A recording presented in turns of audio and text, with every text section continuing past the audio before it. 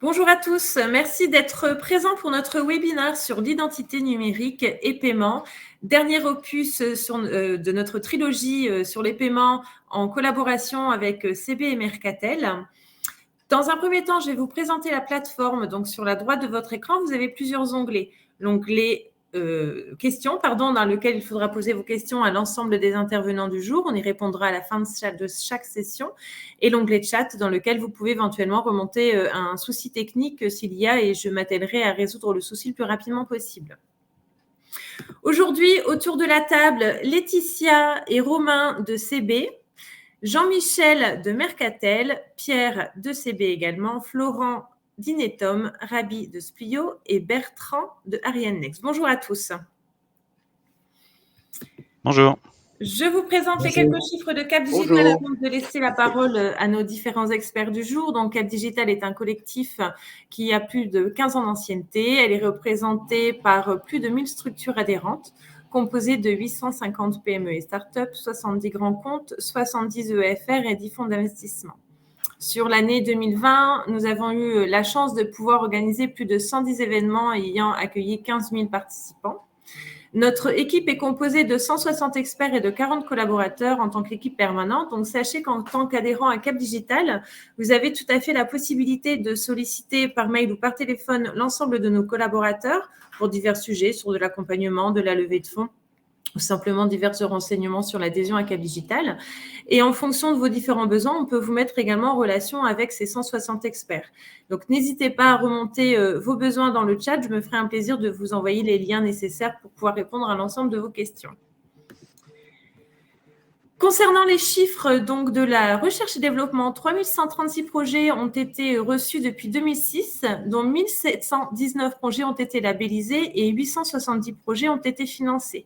Donc, ces projets ont été financés grâce aussi à l'accompagnement de nos différents experts qui peuvent donner un label de valeur qui vous permettent d'obtenir ces sources de financement. À propos de l'accélération, 571 millions d'euros ont été levés par les entreprises adhérentes du pôle, dont 81% via nos services d'accélération et de recherche et développement. 33% des entreprises du Next 40 sont membres de Cap Digital et 22% des entreprises du French Tech 120 sont membres de Cap Digital également.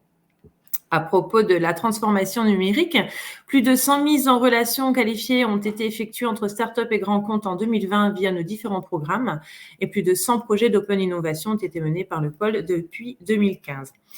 Dernière petite slide, dernier chiffre avant de donner la parole à Jean-Michel sur les chiffres à propos de l'Europe. Plus de 42 projets européens dans lesquels nous avons été impliqués depuis la création du pôle et 12 projets européens ont été menés sur la seule année 2020. On fait également partie des partenaires européens, donc 230 structures partenaires de Cap Digital sur la scène européenne. J'en ai terminé pour les quelques chiffres. Pour rappel, sur la droite de votre écran, deux onglets, l'onglet chat pour nous saluer, vous présenter ou simplement nous remonter un souci technique, et éventuellement interagir entre vous, et l'onglet questions à utiliser uniquement pour poser vos questions à destination de l'ensemble de nos intervenants du jour.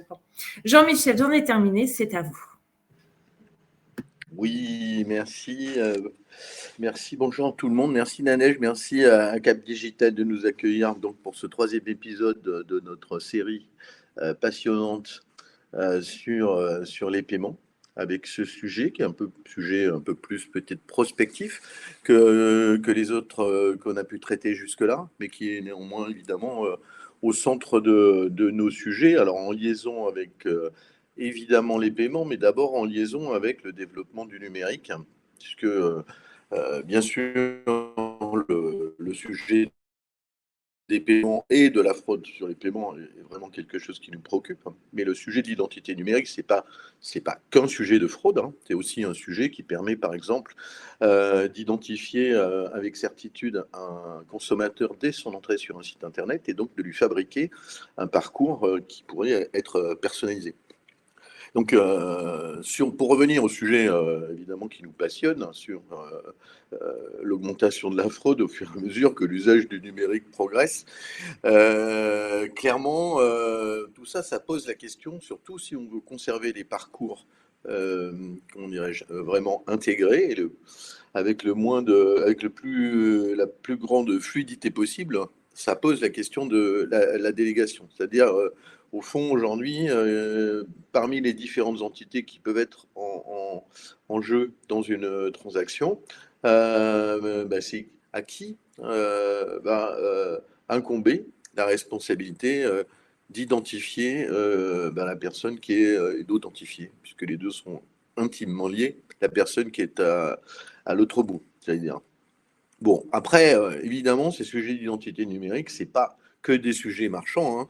C'est des sujets beaucoup plus larges, en fort lien avec la souveraineté, hein. Notamment, en France, c'est vrai que l'identité, hein, la vérification d'identité, c'est un sujet qui nous est cher et depuis longtemps, hein. C'est un sujet sur lequel on a une culture spécifique. On sait qu'aux États-Unis, par exemple, beaucoup de gens n'ont pas ni de passeport, ni de pièce d'identité. On peut les identifier plutôt par leur permis de conduire. Tout ça, on voit ça dans toutes les séries, toutes les séries télévisées. Mais en Europe et en France en particulier, c'est pas ça. Donc, d'où une forte intervention, en fait, hein, dans ces domaines des pouvoirs publics, qui sont évidemment à la manœuvre, mais aussi avec un facteur qui peut rassurer, en fait, les consommateurs par cette présence des pouvoirs publics. Enfin, je pense qu'on va largement balayer tout ça. Je finis juste pour les gens qui ont envie de poursuivre, pour dire à quel point c'est un sujet d'actualité. C'est l'Observatoire de la sécurité des moyens de paiement, qui est des groupes de travail, a dédié à ces questions d'identité numérique une étude particulière donc qui s'est déroulée au deuxième semestre, qui devrait probablement être rendu public à partir de la semaine prochaine. Et je pense que vous y trouverez beaucoup d'approfondissements ou de détails et des éléments aussi prospectifs, par exemple sur l'arrivée de la carte d'identité électronique, de ce genre de sujets qui peuvent être précieux en fait pour comprendre cet environnement qui est éminemment complexe. Et j'espère, je suis sûr d'ailleurs que l'ensemble des participants vont contribuer à rendre ce sujet accessible. Voilà. Voilà pour l'introduction. Et donc, du coup, eh bien, je laisse la parole à Romain pour une petite keynote sur ce sujet. Merci Jean-Michel. Bonjour à tous, j'espère que vous m'entendez bien. L'idée aujourd'hui, c'est de effectivement parler d'identité numérique de paiement. Alors, ce n'est pas un webinaire sur l'identité numérique, ce n'est pas un webinaire sur l'authentification forte dans le paiement. C'est un peu la réunion des deux mondes parce qu'on en parle depuis plusieurs années. Ces deux sujets avancent chacun de leur côté. Ils ont été tous les deux accélérés par la crise sanitaire et aujourd'hui, ils se retrouvent vraiment dans un tumulte, chacun de son côté. Donc, l'idée, c'est qu'aujourd'hui, à l'aide de 4 orateurs, on passe se rencontrer à la fois les questions de KYC, où on en est, quel service, pourquoi faire, mais aussi les services d'identification, les services d'authentification liés à la lutte contre la fraude. C'est ça qu'on va voir. Alors aujourd'hui, vous avez déjà entendu Jean-Michel prendre la parole pour représenter un peu la voix des commerçants. Moi, je vais vous faire un petit panorama rapide côté CB, mais surtout sur le sujet. Et puis, Laetitia, qui est connectée également, prendra le relais ensuite pour animer les différentes prises de parole et surtout poser les questions que vous pourriez poser sur le chat. Donc, n'hésitez pas, pendant les présentations, à poser des questions via le chat.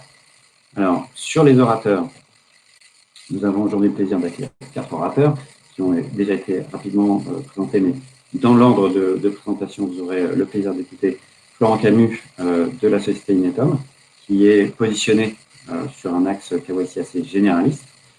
On précisera tout à l'heure. Rabi Marwan de Spio, alors chacun de ces acteurs a une vie riche. Certains d'entre eux fusionnent, peut-être qu'ils prendront quelques instants pour nous en dire quelques mots. Donc, Rabi Marwan de Spio, qui présentera plus une approche basée sur les services clients, c'est-à-dire ces parcours d'authentification forte, d'identité numérique, comment est-ce qu'ils peuvent être mis au service non seulement du parcours du client, mais de services à valeur ajoutée auprès du client. Derrière, Pierre Chassigneux, donc de Carte Bancaire, directeur des projets évolution, reviendra sur la lutte contre la fraude et ce que fait CB en termes d'authentification et comment ça peut peut-être demain rejoindre ces questions d'identité.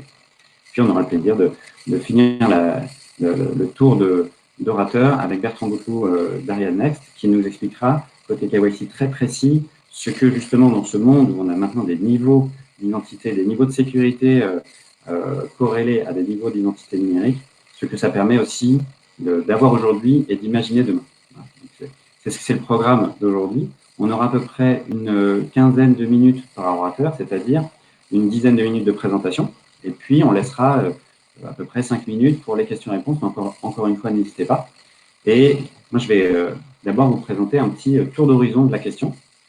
Alors déjà, qu'est-ce que le Lab by CB vient faire dans cette histoire? CB, je pense que vous connaissez. Alors on est le moyen de paiement préféré des Français. On est le leader en France des paiements par carte mobile. Et son Lab d'innovation, qui existe depuis 2017, en même temps que l'organe de consultation des commerçants, qui nous fait le plaisir notamment d'être représenté avec Mercatel, mais animé par Laetitia en interne.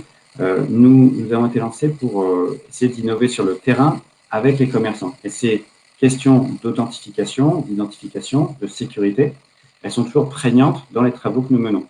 Donc, même si on a une démarche basée sur l'innovation dans le parcours client, donc on a une démarche d'innovation coopérative qu'on appelle Open Innovation, c'est-à-dire qu'on ne travaille pas tout seul, on essaye de vraiment voir comment les specs peuvent être aménagés pour utiliser des nouveaux services ou des nouveaux parcours clients sur le terrain.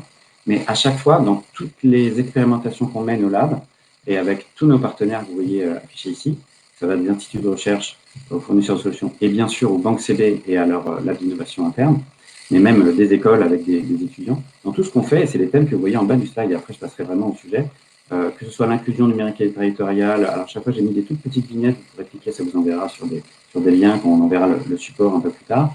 Mais que ce soit les neurosciences appliquées au commerce, on travaille toujours dans le futur de la carte, le futur du terminal, les nouveaux canaux d'acquisition client.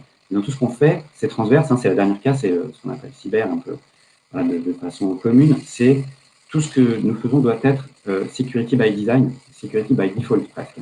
Et ce sujet, il touche du coup, quand on est sur de la biométrie, sur les cartes biométriques, il touche le porteur. Quand on est sur de l'authentification passive, seamless, il touche justement les services marchands. Donc, on le retrouve à tous les niveaux. Et justement, cette gradation de niveau, elle devient presque une gradation de service. Et c'est justement ce sujet qu'on veut traiter aujourd'hui. Parce que si le sujet existait déjà depuis 2014, je vais revenir, on va faire un petit historique, c'est vrai que la crise sanitaire a fait que l'utilisation de services de type numérique, ou en tout cas à distance, gouvernementaux, a été augmenté par le fait que nous soyons, pour beaucoup d'entre nous, chez nous. Et le fait que nous soyons chez nous nous a aussi fait grandement augmenter la part de nos dépenses en e-commerce.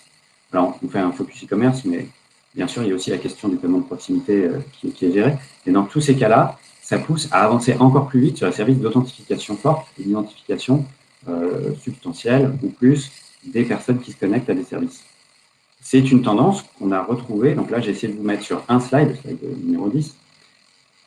Entre deux restrictions sanitaires, a pu se tenir le salon Money 2020 Europe à Amsterdam cette année, en septembre. Et c'est un salon qui réunit les fournisseurs de services financiers, mais pas que. Mais c'est une question assez prégnante, de façon assez récurrente. Cette année, certains d'entre vous étaient présents à ce salon. On a pu, comme chaque année, voir des tendances sur tout ce qui est KYC, identification, authentification.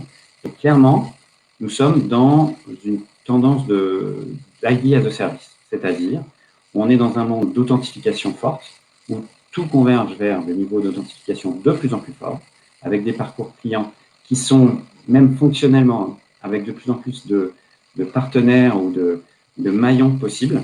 La modularité entraîne une complexification, c'est ce qu'on appelle, vraiment c'est comme un gâteau avec plusieurs couches, une lasagne, on appelle la lasagne des paiements, mais en termes de parcours client, ça peut se traduire par une complexification du parcours. Donc, comment on peut arriver à avoir une sécurité de plus en plus forte en ayant des parcours clients qui restent simples, qui sont encore plus simples qu'avant. Ça, c'est vraiment une tendance de fond. Et puis, on a aussi l'interopérabilité. L'interopérabilité, c'est comment aujourd'hui les services que je développe pour un marché peuvent être réutilisés dans un autre marché, voire dans d'autres verticales, comment mon identité numérique, elle peut me faciliter ma vie de consommateur, Est-ce que qui peut le plus peut le moins? Est-ce que ça marche comme ça ou pas du tout? Est-ce qu'il faut vraiment des services qui visent à des finalités? Donc ça, c'est des mots-clés comme ça qu'on commence à bien connaître. Mais comment demain ça marche? Surtout qu'il y a donc un framework, un schéma qui est en train de se mettre en place d'interopérabilité de ces identités numériques au niveau européen, idéalement sous 5 ans. On avait notamment, c'est la petite photo qu'on voit, le ministre italien de l'innovation et des services techniques gouvernementaux, qui aujourd'hui annonce 25 millions d'Italiens qui ont une identité numérique qui est utilisée dans les services. Donc les pays s'emparent de cette fourniture de services, et en France aussi, non seulement on doit structurer l'offre nationale, mais en plus converger vers une offre au moins pan-européenne. Alors, c'est aussi ce qu'on retrouvait avec des fournisseurs de services du KYC, c'est la petite vignette en bas à gauche, comme ANX qui est présent aujourd'hui, qui était sur le pavillon français, qui pourra revenir un peu justement sur ce que ça entraîne pour les consommateurs, cette vérification, ou c'est en tout cas ces fournisseurs agréés, certifiés, comme les prestataires d'authentification, de certification vidéo. Mais on a aussi ce que ça veut dire dans la vie de toujours pour les commerçants, et c'est l'exemple en bas à droite avec la petite image, c'est que des fournisseurs de services de type fournisseurs de services commerçants, on s'appuie aussi sur des innovations technologiques pour utiliser l'identification pour fluidifier le parcours client. C'est le cas notamment donc de Worldline, pour ne pas le citer, qui peut faire une authentification avec un enrôlement fort, par exemple reconnaissance faciale, c'est des choses qui peuvent être testées aujourd'hui, mais qui en magasin, palmaire veineuse, mais en magasin, on va plutôt utiliser l'identification faciale pour fluidifier le parcours. C'est-à-dire que chacune des biométries, il y a plusieurs biométries qui existent, plusieurs modes, et on va pouvoir soit les utiliser de façon différente pour différentes finalités, avec des niveaux de sécurité différents, soit les croiser pour avoir des multimodales. Donc on voit qu'on a cette volonté d'avoir quelque chose de simple, mais avec une multitude d'outils et une multitude d'acteurs qui proposent quelque chose. Et dans cette approche, j'ai voulu essayer de faire un petit panorama où j'ai scindé les deux sujets, parce qu'on pourrait voir que c'est naturellement qu'ils se rejoignent, mais en fait, pas vraiment. On a un panorama qui est vraiment riche et qui se structure depuis 5 bonnes années sur l'identité numérique. C'est le 5, vous voyez, le slide 11. C'est cette ambition de cadre européen unique qui déjà pointe à partir de 2014 avec le règlement IDAS. Donc c'était vraiment le premier cadre transfrontalier européen qui ensuite s'est renforcé avec des définitions de 3 niveaux de garantie par le règlement, de niveau de sécurité, donc faible, modéré, substantiel et fort, qui normalement permettent d'avoir une utilisation, une finalité et une utilisation d'outils pour y arriver différentes. Donc à partir de là, est-ce qu'on dit qu'on spécifie, est-ce qu'on devient vraiment des acteurs spécifiques sur un des 3 niveaux, ou est-ce qu'on doit continuer à faire les 3 niveaux? Est-ce que certains services gouvernementaux doivent forcément avoir un minimum, mais est-ce qu'ils doivent aussi avoir un maximum? Donc on commence vraiment à spécifier les choses, et quand on spécifie les choses, on spécifie aussi le marché, donc les acteurs. Par-dessus est venue la RGPD. Alors, c'est vrai que c'est comme le règlement interchange côté paiement. Ce sont des cadres réglementaires très structurants, mais à chaque fois, il y a une nouvelle urgence qui arrive. Et donc, la RGPD est arrivée pour vraiment le respect de l'utilisation des données personnelles avec cette identification et ce besoin d'authentification dans les parcours. Et déjà, l'ensemble de l'IDAS, du RGPD, a mis un petit peu de temps à se mettre en place, à définir les acteurs qui pouvaient fournir des services pour ce nouveau marché. Et puis le Covid arrive, les usages s'accélèrent, et il y a toujours un jeu dans l'innovation entre les usages et la réglementation. En général, les usages vont plus vite et la réglementation essaye de suivre. Sinon, la réglementation, en général, a un petit peu de mal à suivre. Ça crée des disparités entre les marchés, ça crée des opportunités de déploiement ou de développement différents, et peut-être que les acteurs qu'on va entendre juste après pourront revenir sur cette question-là.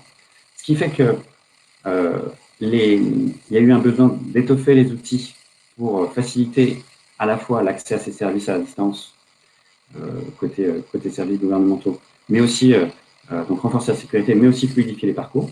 D'où la volonté du référentiel PVID, donc du référent de la sécurité en France, l'Agence nationale de sécurité des services informatiques, la NSI. Donc PVID, c'est prestataire de certification vidéo, d'identité vidéo. Donc c'est un nouveau référentiel avec des prestataires qui sont vraiment certifiés pour cette vérification. Donc on va certifier un maillon, les acteurs qui peuvent faire cette certification. Qu'est-ce qui reste pour le reste de la chaîne? Parce que ceux qui travaillent dans la sécurité savent que la sécurité complète est aussi forte que son maillon le plus faible. Voilà. Donc comment on achemine cette donnée? Comment est-ce qu'on s'assure que toute la chaîne est sécure? Comment on s'assure en même temps que les parcours restent fluides? En 2021, du coup, on observe déjà, 2014-2021, on a un incident, mais on observe une volonté de révision du règlement IDAS pour enrichir en fonctionnalité et en valeur ce règlement qui existe déjà. On imagine, on vise en 2022 un déploiement de la carte d'identité numérique qui a déjà commencé, mais on va aussi imaginer des convergences avec ces travaux. Donc, de quoi a-t-on besoin entre la carte nationale d'identité numérique et cette révision du règlement pour aller vers plus de services?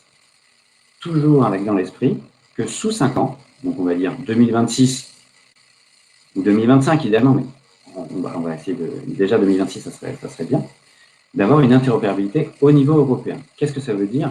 Au moment où on a des acteurs aussi qui se déclarent, d'avoir cette interopérabilité. Donc pour finir sur ce slide, c'est vraiment au niveau de l'identité numérique, avec cet objectif de marché unique européen, cette question du réglementaire versus seamless, c'est-à-dire le parcours. En fait, l'identité numérique, qui n'est pas l'identité digitale, enfin vraiment, en termes d'identité, on a beaucoup de termes et on a un écosystème qui est en pleine définition. Ça, on y verra déjà plus clair, enfin, ou en tout cas on ira vers plus de services, peut-être plus identifiables dans les années à venir, tout en visant une interopérabilité avec des acteurs externes. Donc un sujet complexe. Côté paiement, et là je vais me permettre de faire un focus sur le paiement e-commerce, parce qu'on y reviendra peut-être avec Rio ou avec Pierre, sur la partie proximité, côté sécurité en authentification, c'est assez stable, en tout cas de notre point de vue, côté carte, hein, c'est assez stable. On peut peut-être plutôt viser un développement des services, mais côté e-commerce, en tout cas de notre point de vue, on voit qu'il y a une vraie volonté. Ça va correspondre, petit 1, à la directive sur le service de paiement numéro 2 depuis 2018, qui met en place de nouveaux acteurs. Donc pareil, de nouveaux schémas qui renforcent cette multiplication d'acteurs, mais toujours cette volonté de simplifier et les parcours et la chaîne. En 2019, on a l'application de la DSP2 avec des règlements sur ce qu'on appelle le RTSSR, donc l'authentification forte. Et on voit qu'aujourd'hui, fin 2021, il rentre de plus en plus en vigueur avec, vous le connaissez probablement tous, mais sinon vous le vivez, des déclenchements d'authentification forte de la part de votre banque en tant que client lors d'achats sur Internet à partir de 30 €. Le Covid, lui aussi, est passé par là. C'est-à-dire qu'entre 2019 et 2021, voilà, on est resté chez nous. En paiement de proximité, on a élevé le plafond du sans contact à 50 €. On pourra peut-être en parler. Mais surtout, on a vu une explosion des usages e-commerce et e-commerçants. C'est vraiment important à la part de marché. On est passé, je crois, alors le nombre de vues, on est passé de 9 à en nombre et je crois presque dans le volume. Si je mélange les deux chiffres, mais ce qui est important, c'est qu'on a aussi eu cette reconnaissance d'usage qui a nécessité aussi de réfléchir au nouveau parcours. Donc on a la réglementation d'un côté qui dit plus de sécurité, plus d'acteurs, plus de compétition. Et normalement, c'est l'utilisateur du règlement européen au service client final. Mais en même temps, les usages qui montrent qu'on doit avoir un usage facilité. Donc en 2022 et plus, à partir de l'année prochaine, à partir du moment où cette authentification forte est vraiment en vigueur, on peut se demander quels sont les services d'authentification et de paiement qui vont être nationaux et pan-européens. Puis en 2022, à partir de là, on peut imaginer que ces services vont devoir fonctionner entre eux, comment et à tous les niveaux. Donc l'authentification forte dans le paiement, là on a fait un focus e-commerce, mais c'est un vrai sujet sur les moyens de paiement digitaux, parce que ça s'applique non seulement au paiement par carte sur Internet, mais aussi à l'utilisation ce qu'on appelle les wallets, hein, là où je vais enregistrer ma carte sur Internet. Ça peut être des applications mobiles, ça peut être ce qu'on appelle du card on file, c'est le commerçant qui stocke la carte. Mais on a plusieurs façons de gérer ces parcours, et on est dans l'authentification, parfois, pour des services, comme tout à l'heure en boutique, où je vais être identifié, peut-être qu'on va me rappeler un panier que j'ai commencé sur Internet. Il y a ce besoin aussi d'omnicanalité, commencer quelque chose à la maison, le finir en magasin, et inversement, pour accélérer mon processus, pour me rendre la vie plus simple en tant que client. Donc, cette authentification peut être as a service, et toujours la lutte anti-fraude, donc faire baisser le chiffre de la fraude en e-commerce, c'est aussi ce qui va pérenniser son usage dans le temps et qui va permettre aussi sa versatilité, son adaptation aux différents cas d'usage et aux différents usages. Ce qui me fait arriver à ma conclusion dans le temps, et après je regarderai les questions qu'il y a pu y avoir dans le chat avant de passer la parole, c'est qu'aujourd'hui, on a presque une dichotomie entre l'authentification forte, telle qu'on la connaît dans le paiement, et le KYC, qui est souvent presque un prérequis. On part du prérequis que le KYC est fait pour que le service soit accessible. Mais est-ce que ces deux mondes peuvent cohabiter de façon intelligente? Et justement, c'est intéressant aussi d'avoir le panel des acteurs qu'on va voir après, pour voir s'ils peuvent augmenter la confiance tout en accélérant le développement de nouveaux services. Alors, cette question, elle n'est pas nouvelle. En revanche, elle a été fortement accélérée ces 2 dernières années et on continue de la vivre au jour le jour. Donc, là-dessus, il va être très intéressant de voir quelles sont les positions des personnes que nous voyons aujourd'hui. Et avant de leur passer la parole, je vais juste regarder les questions qui ont été posées avant de passer la parole. Donc, on commencera par Florent Camus, directeur BU Engineering chez Inetum. Je vois qu'on a une question sur les premiers PV étant en cours de certification. Vers quelle échéance verra-t-on les premières certifications livrées? Je crois que les acteurs pourront en dire un mot. Je crois qu'à la fois Florent et Bertrand pourront revenir sur cette question.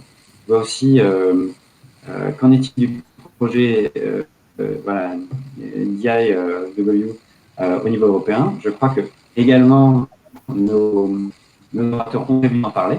Mais voilà, on est dans ce schéma de écosystème. Donc, je ne vais pas revenir trop sur ces questions, je vais les laisser parler, mais je vais laisser la parole à Laetitia et à Franck avec en Camus. Laetitia, je te laisse peut-être juste représenter Florent Camus. Merci beaucoup, merci à tous.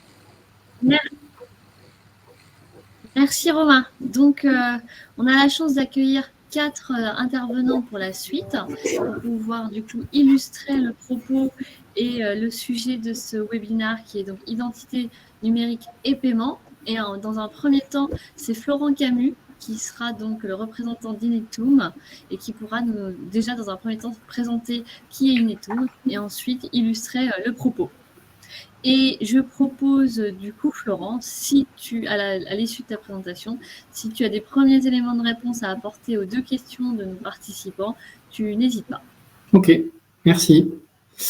Bonjour à tous, donc Florent Camus. Alors Inetum, c'est une nouvelle marque sur le marché de l'ESN, donc entreprise de services numériques, mais c'est une entreprise bien connue et bien implantée sur le territoire français, puisque c'est anciennement l'entreprise l'ESN GFI Informatique, qui a changé de nom parce qu'on a fait pas mal de croissance à l'international et le nom GFI, donc Groupement Français d'Informatique, n'avait plus vraiment de sens car le groupe fait maintenant plus de 2 milliards de chiffre d'affaires, on avait plus de 30 000 collaborateurs, il y a encore 10 000 collaborateurs en France, mais le reste est à l'international avec plus de 10 000 collaborateurs en Espagne et Portugal. Donc pour commencer la présentation, je voulais juste remettre en perspective, le paiement et l'identité. Et finalement, je crois qu'on a déjà parlé juste avant, mais plutôt que de parler d'identité, on pourrait dire confiance dans l'utilisateur ou du bien ou du service qui a été acheté, et aussi également de l'authenticité de l'argent qui est utilisé pour faire la transaction. Si on fait un bref et un grand voyage dans le temps. On remonte à l'époque où il n'y avait pas encore de moyens de paiement, on était à l'époque du troc. En fait, la tenue des échanges était basée sur la confiance interpersonnelle entre l'appréciation de la personne qui échangeait et de l'appréciation de la qualité du produit ou du service qui était échangé. Alors, ce modèle fonctionnait, mais il y avait quand même un inconvénient majeur, c'était que c'était relativement lent et peu réplicable et qu'il fallait appréhender la valeur à chaque échange entre des biens échangés et savoir combien de pommes de terre il fallait échanger contre des navets. Et donc, il fallait recommencer cette analyse à chaque fois qu'on voulait faire un échange. Donc, on a inventé quelque chose d'extraordinaire qui était la monnaie, qui était le socle commun et l'étalon qui permettait d'apprécier la valeur des biens et des services échangés. Et en fait, finalement, le principal bénéfice de cette invention qui était la monnaie, c'est que ça a permis d'accélérer les échanges et le nombre de transactions qui étaient réalisées.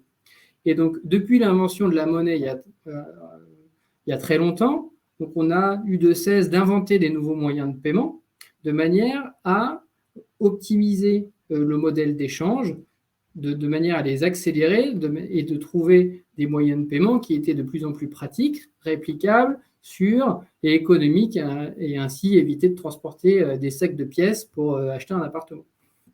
Donc, on a donc inventé le billet de banque, après le chèque, et après est apparu les paiements électroniques avec la carte bancaire, et puis après les paiements digitaux avec le paiement en ligne, et puis maintenant les paiements où il n'y a même plus de cartes, qu'elles soient physiques ou immatérielles, avec les paiements digitaux.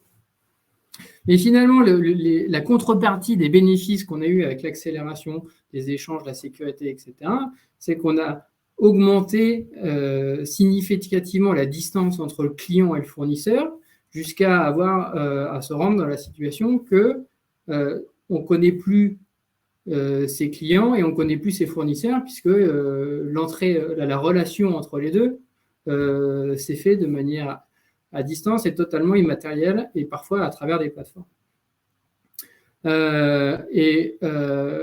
Ce type d'échange pour un certain nombre de services qui sont régulés ou qui nécessitent d'avoir une connaissance de son client pour des problématiques de sécurité, on est arrivé à devoir trouver des innovations qui nous permettent d'avoir confiance dans son client pour l'utilisation de son bien et de service. Et donc maintenant, grâce à la technologie, on a inventé des solutions qui permettent de vérifier l'identité à distance de manière fiable et équivalente à la vérification d'identité en face à face. Donc c'est ce qu'on appelle la vérification d'identité à distance. Ça a été réglementé par l'ANSSI cette année en mars. Donc le principe consiste en une analyse d'une preuve d'identité et d'une preuve de vie via l'utilisation des capteurs de caméra des smartphones ou des tablettes et ordinateurs, en s'assurant que le titre présenté par l'utilisateur est authentique et que l'utilisateur est le légitime détenteur du titre qui est présenté. Alors, intégrer ça à sa plateforme présente un avantage, puisque pour certains marchés, type bancaire, mais aussi pour tout ce qui est mobilité as a service, on loue des véhicules via des plateformes sans connaître son client, il est intéressant de savoir et de vérifier si l'utilisateur qui a fait son enrôlement a vraiment l'âge requis, s'il possède une pièce, un permis de conduire, par exemple, pour une plateforme de mobilité qui est en règle, et qu'à un instant T, la personne existe vraiment et que les éléments qu'il fournissent sont cohérents et qu'on puisse être sûr de sa identité et de sécuriser l'utilisation de ce service. Donc, les plateformes de vérification d'identité à distance permettent de proposer un service qui est 100% en ligne, de manière à augmenter le taux de conversion et d'éviter qu'il y ait un trou dans la relation et dans la souscription qui fait que le client soit irait voir ailleurs, soit n'utiliserait pas le service. Il y a un deuxième avantage, c'est pour on va dire le marchand, c'est de diminuer les coûts de traitement des dossiers qui sont faits pour la plupart, enfin qui étaient faits jusqu'à présent de manière manuelle, et aussi d'utiliser la technologie pour prévenir la fraude à l'identité. Et nous, le positionnement d'Inetom, donc nous, on est une ESN généraliste, on a décidé d'utiliser les meilleurs algorithmes du marché, des algorithmes de détection biométrique qui sont édités par des spécialistes du sujet. Et en fait, Inetom, nous, on est acteur de la plateforme d'identification à distance depuis 2017, puisque en fait, on a commencé par le marché espagnol, parce que le marché espagnol s'est ouvert à ce type de vérification bien avant la France, puisque la réglementation en France ne rend possible ce type de vérification que depuis cette année.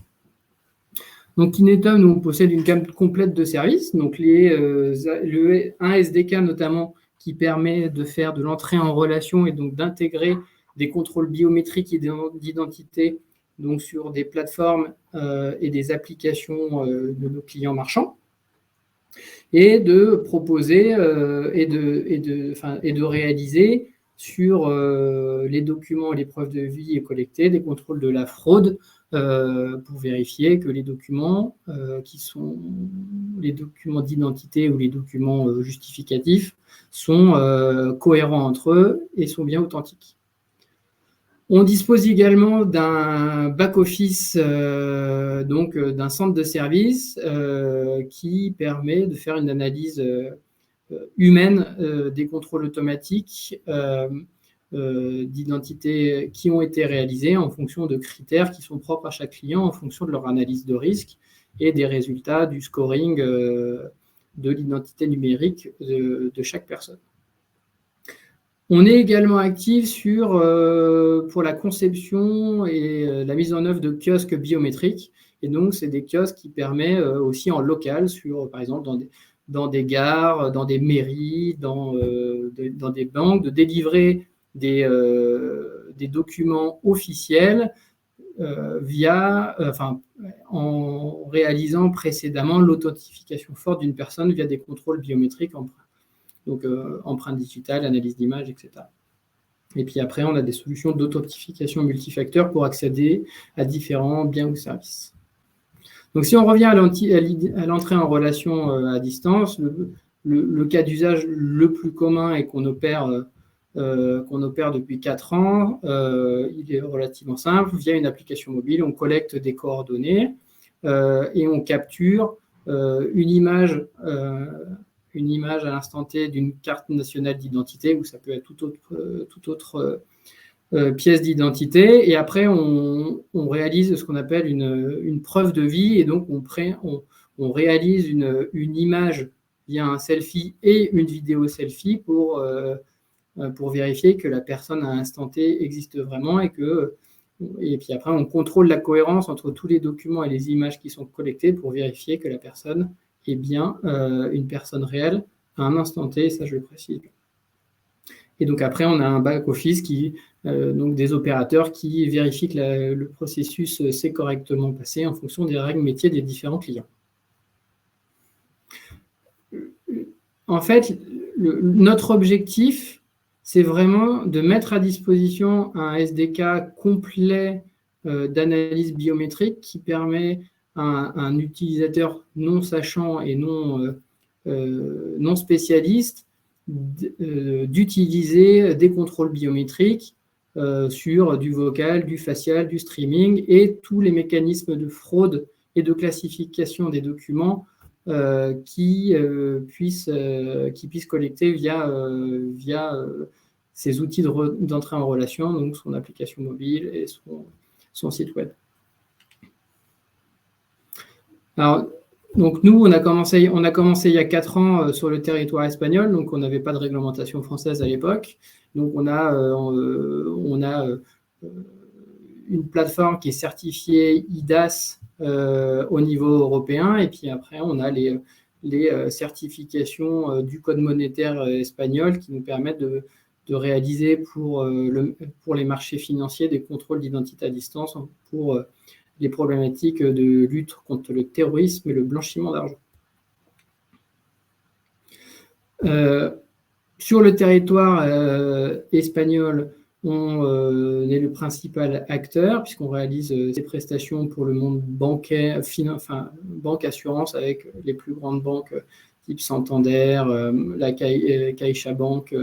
Puis on réalise également ce type de contrôle pour des sociétés de crédit en ligne, pour des assurances, des mutuelles et aussi le jeu en ligne avec l'équivalent de la Française des Jeux et d'autres sites de jeux en ligne. Et puis, on a une activité également de digital onboarding qui est spécifique pour le monde des transports avec, on utilise les mêmes solutions pour faire du fast track dans les aéroports. C'est-à-dire qu'au moment de vos enregistrements, on vous crée un ID biométrique qui vous permet, via analyse d'images et détection faciale, de passer tous les contrôles de sécurité sans avoir à présenter à chaque fois votre pièce d'identité, votre carte d'embarquement.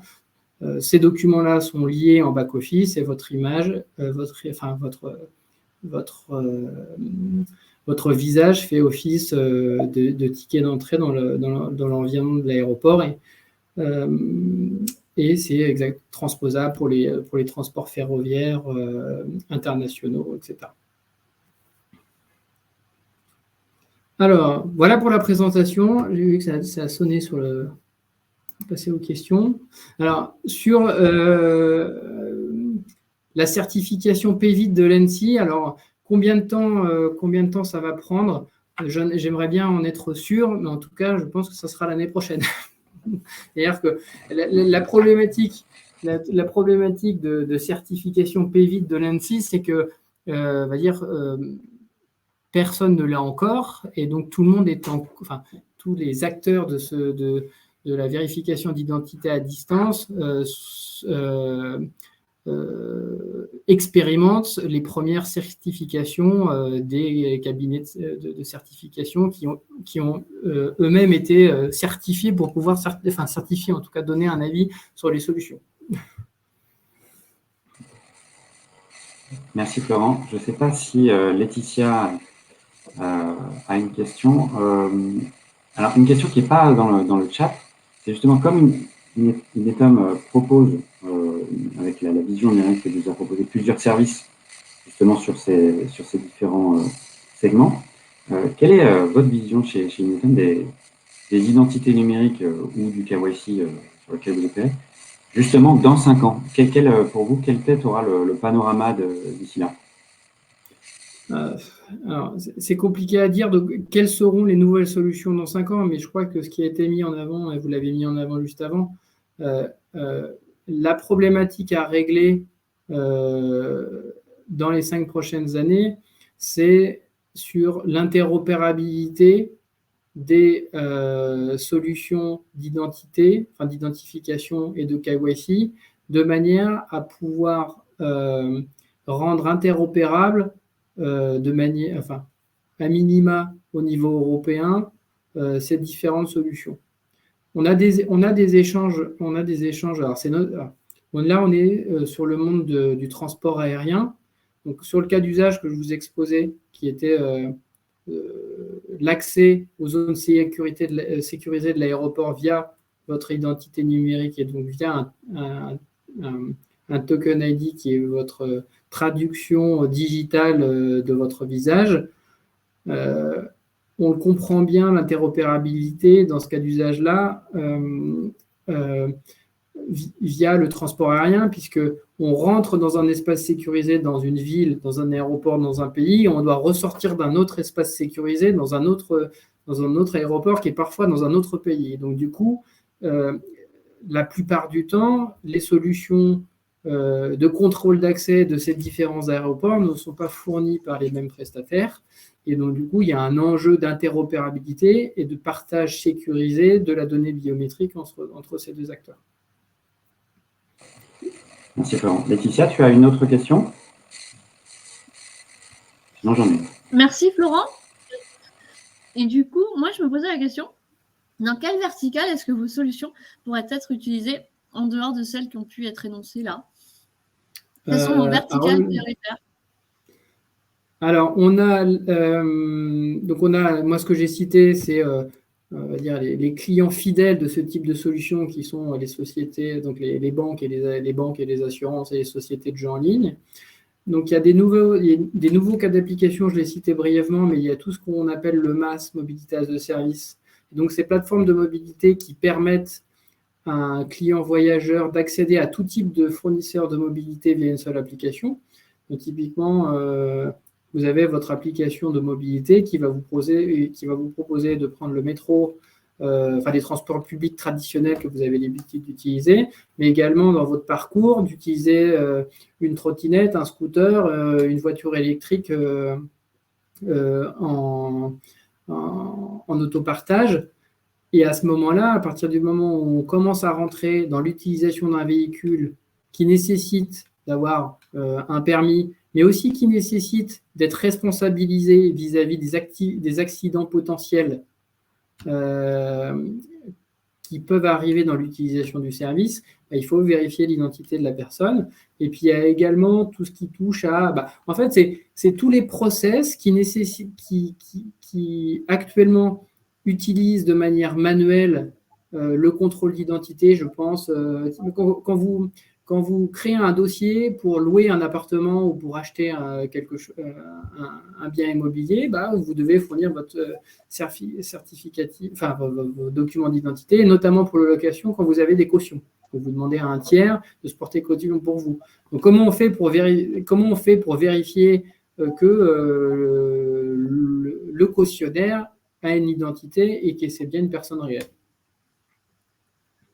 D'accord. Donc ça, ce sont les verticales que vous adressez en priorité, qui tournent autour donc de la vie du quotidien administratif pour pouvoir se loger ou pour pouvoir garantir que je suis bien détenteur d'un permis de conduire. Exactement. Avec le traditionnel compte assurance et jeux en ligne. D'accord. Donc autour du logement et de la mobilité, qui sont deux verticales qui prennent de plus en plus de place. Exactement. Très bien. Merci Florent. Et j'espère que Eric Cap a pu avoir des éléments de réponse. J'étais un petit peu coupée, mais j'ai cru comprendre qu'il y avait des éléments de réponse sur le projet Digital Identity Wallet. Alors, pour le coup, le Digital Identity Wallet, je pense qu'on en parlera un peu plus tard. Là, on a surtout répondu à la question sur Kevin. Mais ce qui est intéressant aussi avec ce que vient de dire Florent, c'est qu'on avait des services qui étaient vraiment issus du monde de la sécurité, des acteurs et des secteurs très forts de la sécurité, qui, pour Florent, demain, vont être vraiment sur, en gros, tous les pans de notre vie de tous les jours, quoi, que ce soit à distance ou cette interopérabilité, elle va se retrouver dans les services aussi en proximité. Et je pense que c'est aussi ça dont va nous parler Splio avec Rabi. Florent, dans les références, là, quand tu parles sur la page là, qui s'affiche, il y a El Corte Inglés et El Corte Inglés Financiera, mais je pensais plutôt à la partie retail. Tu sais ce que vous faites avec eux précisément ou pas? Ouais, en fait, la moitié d'Inetum est constituée de l'ancienne filiale digitale d'El Corte Inglés. El Corte Inglés Informatica. Voilà, et donc, du coup, dans nos activités du groupe Inetum, en fait, on avait historiquement... El Corte Inglés Informatica avait deux activités historiques avec le groupe El Corte Inglés de retail, qui étaient les moyens de paiement, avec une plateforme de paiement Codexflow qui a été vendue à Ingenico, et puis la partie traditionnelle IT et digitale a été vendue à GFX qui a donné Inetum. Et en fait, avec le groupe El Corte Inglés, donc Financiera, donc c'est les facilités de paiement pour acheter des biens dans les chaînes de magasins El Corte Inglés. Et donc là, pour ouvrir un moyen de paiement à distance, un nouveau moyen de paiement, ils utilisent notre solution de digital onboarding, donc pour vérifier l'identité des personnes à distance. Merci. Et c'est pareil, là vous avez un exemple avec RCI, qui est la banque de Renault, qui propose d'acheter des véhicules en ligne avec des services de facilité de paiement, et donc on vérifie l'identité à distance via notre plateforme. Et j'oubliais, effectivement, il y a la Merci, location de Florent. voiture, la location de voiture qui est aussi un candidat pour l'identification d'identité à Qui distance. rejoint la mobilité de service. Exactement. Merci beaucoup, Florent. Merci à vous. Du coup, on passe la parole à Rabi avec son entité Splio. Alors, Rabi, est-ce que tu peux nous en dire plus? Qui est Splio?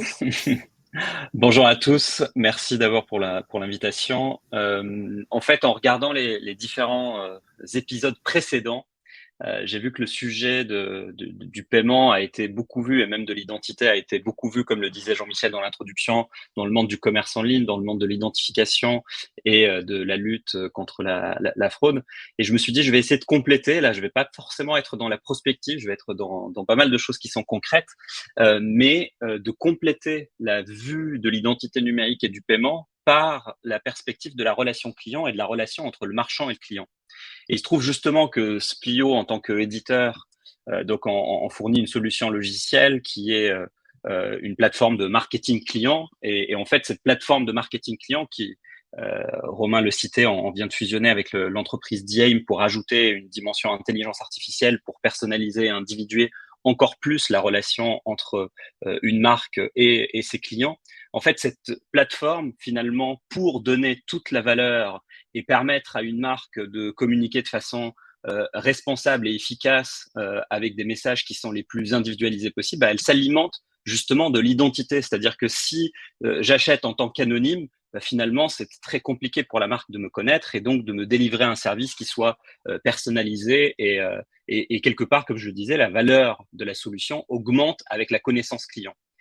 Et du coup, dans cet univers du commerce dont on est spécialisé, aujourd'hui on travaille avec plus de 400 marques et enseignes qui sont présentes à la fois en ligne, mais bien évidemment il y a beaucoup de retailers dans nos clients, donc qui ont des magasins physiques, et pour certains, même avec l'accélération évidemment qu'on a connue du e-commerce, en fait une grande partie de leur activité vient du monde physique. La question que je me suis posée, c'est comment on peut voir l'identité numérique dans le monde physique. Et j'ai l'impression en plus qu'on a beaucoup parlé de paiement parce qu'il y a eu beaucoup d'experts du paiement dans ces différents épisodes et notamment aujourd'hui. Et en fait, je me suis dit en tant que consommateur, finalement, le comble de la relation marchand-client, elle se fait quand l'étape du paiement s'efface, quand je n'ai même pas besoin de penser à cette étape de paiement et je n'ai pas besoin de faire un effort entre guillemets pour ça. Ou à minima de redonner l'autonomie aux consommateurs finalement sur ce sujet. Et si on remonte à des ères pré-internet, pré-mobile, finalement, la relation de confiance entre marchand et consommateur, ou en tout cas le sommet de cette relation de confiance, c'était quand je pouvais avoir, c'est ce qu'on appelait les clients en compte. En fait, je vais au restaurant, je déjeune, je sors, je n'ai rien payé parce qu'il y a une confiance suffisante finalement entre le fournisseur de la prestation de service et moi en tant que client. Il sait qu'il aura son paiement à la fin du mois, par exemple, si c'est dans ce genre de modalité. Et en fait, petit à petit, il y a 10 ans, quand Uber s'est lancé en France ou un an avant aux États-Unis, quelque part avec le mobile, et Jean-Michel en parlait notamment dans un épisode précédent, le mobile qui est au quotidien plus que surutilisé, devient quelque part le sésame et devient une façon de dématérialiser cette identité ou de rendre quelque part l'identité numérique accessible dans le monde physique. Et donc aujourd'hui, on en arrive à un point où quand on descend parfois d'un taxi, on oublie qu'il faut payer parce qu'on a pris l'habitude finalement d'utiliser ces services. Et j'essaie à rattraper un petit peu, on va dire, le retard en lançant leur application où désormais je peux enregistrer mon compte. J'essaie dans l'application et pareil, je n'ai plus besoin au moment où je sors du taxi de le payer. Et en fait, on voit se démultiplier finalement autour de cette identité qui est portée par le mobile plusieurs éléments dans différents secteurs. Donc là, j'ai parlé de la mobilité, mais si on revient évidemment sur les initiatives d'Amazon, que ce soit les premiers Amazon Go qui sont nés aux États-Unis, et on le voit depuis cette année, la technologie donc qui a été utilisée et initiée pour Amazon Go et qui maintenant est ouverte aux autres marchands, donc le Just Walk Out, qui a été utilisé pour la première fois en 2021 sur différents autres entreprises, autres que Amazon.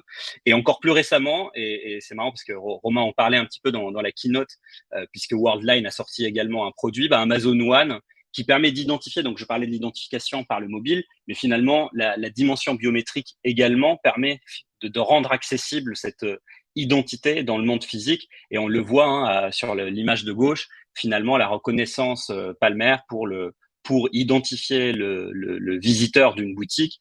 Et du coup, il réalise ses achats, il sort, et en fait, le paiement sera réalisé automatiquement parce que cette identité a été associée quelque part à un compte, à un individu qui sera payé.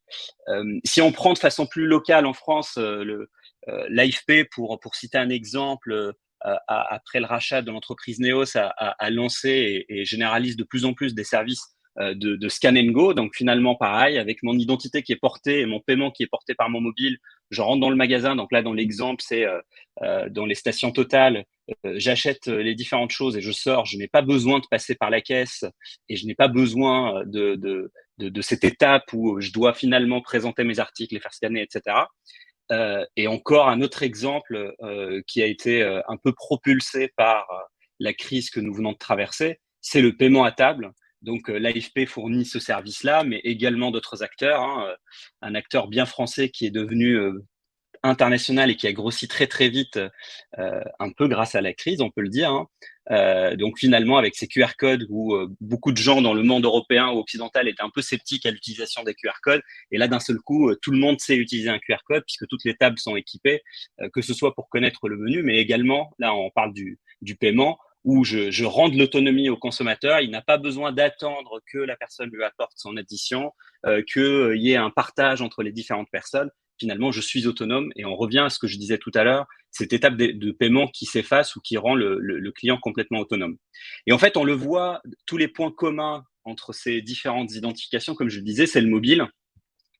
Et je voulais faire un peu un focus, justement, nous, en tant qu'éditeur, on fournit une solution autour de l'utilisation des mobile wallets pour les marques, où je me suis dit c'est intéressant de voir le marché des mobile wallets parce que quelque part, c'est la dématérialisation dans mon mobile de mon portefeuille avec différentes choses, et on va le voir avec différents cas d'utilisation.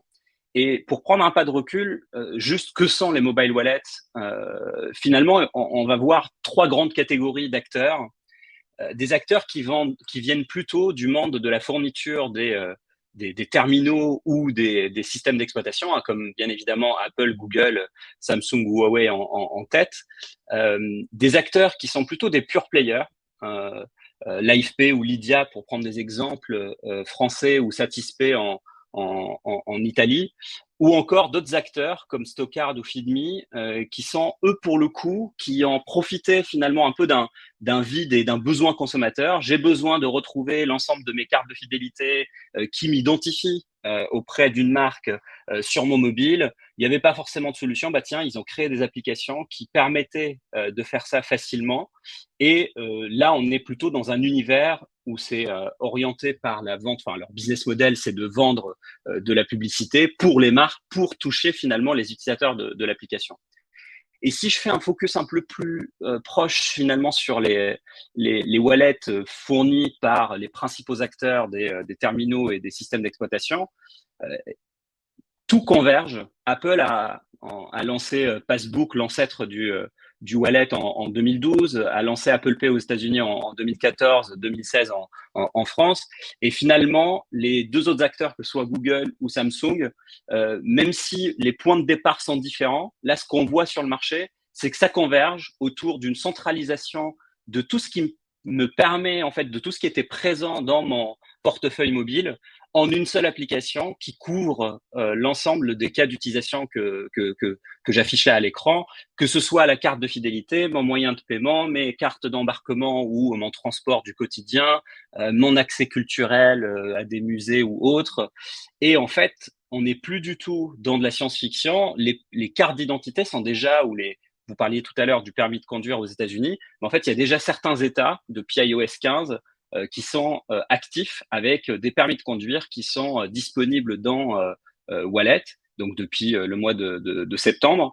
Depuis l'année dernière, le sujet de l'accès avec je stocke les clés de ma voiture dans mon wallet était déjà actif, et cette année a été étendu avec l'ouverture par exemple des chambres d'hôtel ou de lieux spécifiques. Apple, depuis pas mal d'années, le permet sur son propre campus et sur certaines universités américaines pilotes, mais maintenant, ça y est, c'est ouvert et ça commence à être généralisé dans certains domaines d'activité, en particulier les hôtels. Et enfin, encore un sujet où la crise sanitaire et le Covid a accéléré énormément les choses. Finalement, les différents acteurs ont assez vite aussi proposé la possibilité de stocker finalement ma carte, mon pass sanitaire ou ma carte de vaccination, ce qui n'est pas le cas pour la France, qui a préféré avoir son propre dispositif en termes de pass sanitaire, mais il y a beaucoup de pays et d'États, en l'occurrence aux États-Unis, qui ont adopté un standard qui permet justement de stocker finalement cette carte de vaccination directement dans le wallet. Donc on le voit, ça couvre beaucoup de cas d'utilisation qui sont pour la plupart une nécessité d'identifier, si je mets de côté le paiement, une nécessité d'identifier finalement une personne à un moment donné dans son parcours client vis-à-vis d'une marque. Et donc si je fais un focus un peu rapide sur l'utilisation de ces wallets-là pour le paiement en particulier, j'ai fait un focus sur la France juste pour rappeler à tout le monde. Apple Pay lancé en juillet 2016, Samsung Pay lancé en 2018 avec Google Pay quelques mois plus tard. Et aujourd'hui, on le voit, encore une fois, j'essaye là d'être le plus factuel, on va dire, par les chiffres. Apple a un petit peu pris de la marge, on va dire, ou de l'avance par rapport aux autres acteurs, notamment parce que la couverture aujourd'hui en termes de cartes qui sont en circulation émises par les différents organismes financiers est largement supérieure, très probablement. C'est très difficile aujourd'hui d'avoir des chiffres d'utilisation. Donc, il y a plusieurs éléments où on croise parce qu'aucun de ces acteurs ne publie de chiffres précis et ni d'autres acteurs. Et du coup, là, typiquement, les estimations sont faites principalement par le nombre de banques qui sont compatibles. Et là-dessus, Apple a largement, on va dire, pris de l'avance, à la fois sur le marché français, mais au niveau mondial.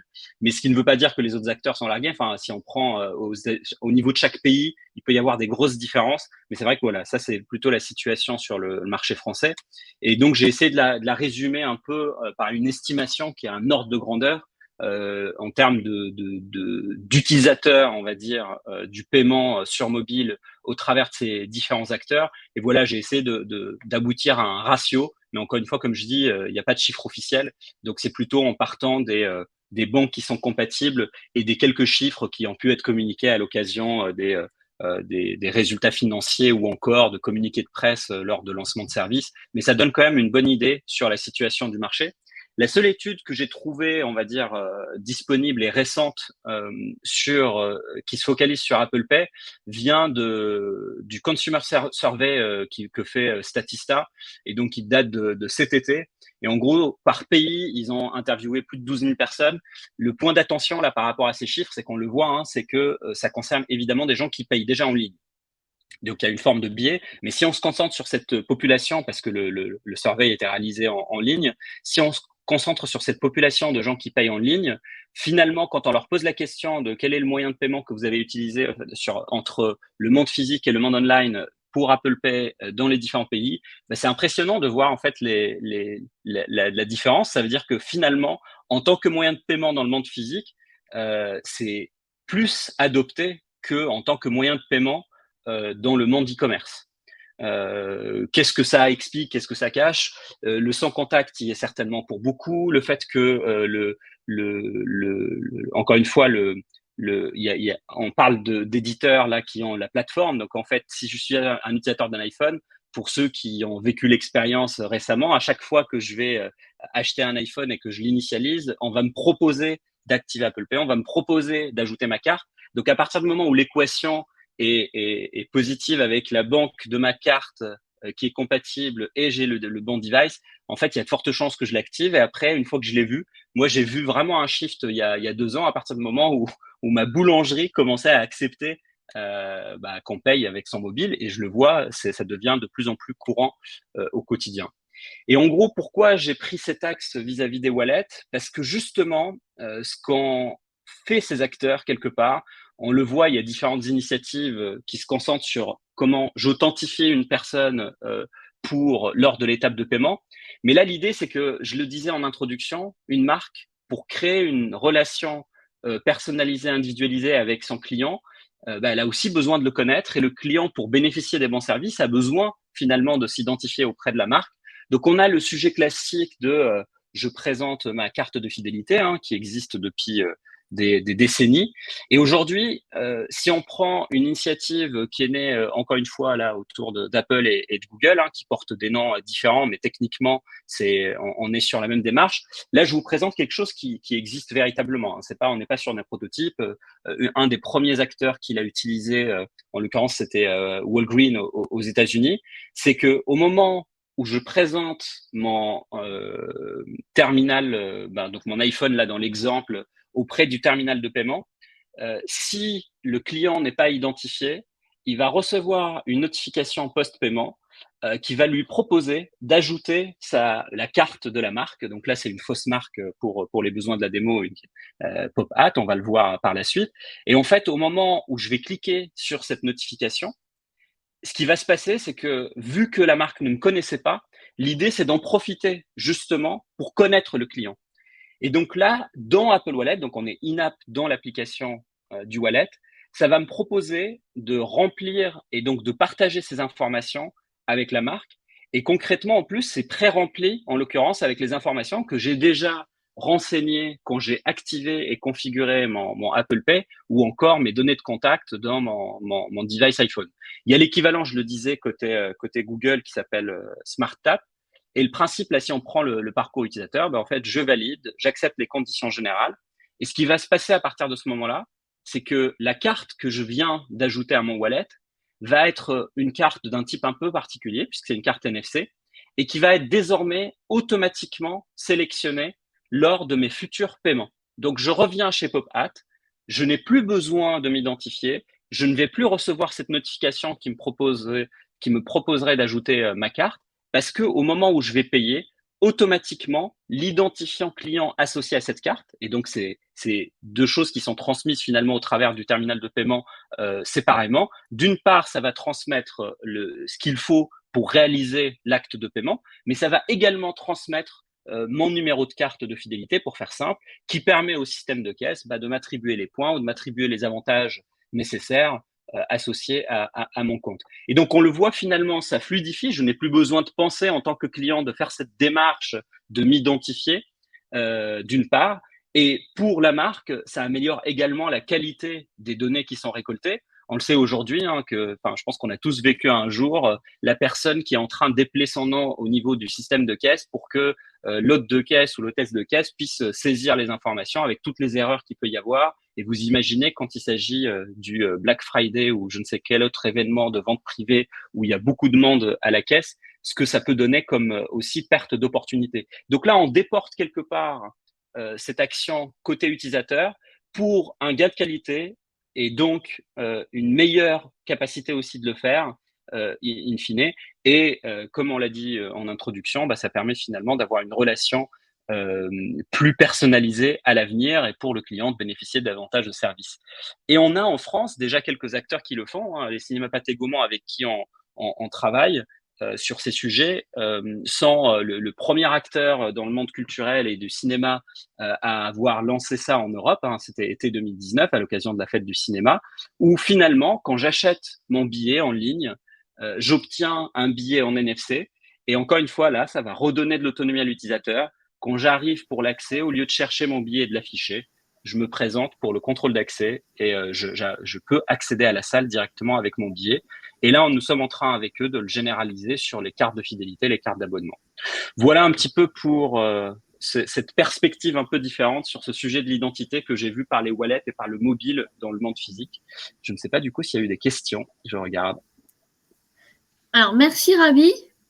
Il y a surtout eu des commentaires pour dire qu'il y avait une adhésion pour faire converger l'ensemble des besoins, à savoir l'identité, le paiement, et que la réglementation européenne poussera vers cette convergence. Et avec un point d'attention qui est à savoir quel acteur sera derrière pour pouvoir accueillir l'ensemble de ces besoins. Donc, je pense que ça suscitera beaucoup d'interrogations sur comment le monde de demain permettra d'avoir tous ces moyens de, comme tu l'as dit, de fidélité, de paiement, de permis, de ticketing, de voyage dans une même appli et dans un même univers, et à voir si on confie les clés de tout ça au même acteur. Et si je peux me permettre, c'est Romain, je n'ouvre pas ma caméra parce que j'ai un petit problème de connexion tout à l'heure, mais merci Rabi. Ce qu'on voit aussi, il y a eu un commentaire sur la sécurité des wallets. Là, tu parlais des wallets, donc on aura peut-être un peu de temps plus tard, mais là, vu l'heure, on va passer à Pierre justement sur la sécurité des wallets. Donc c'est aussi intéressant d'avoir l'avis de Pierre Chassigneux sur cette question, je pense, Laetitia, non?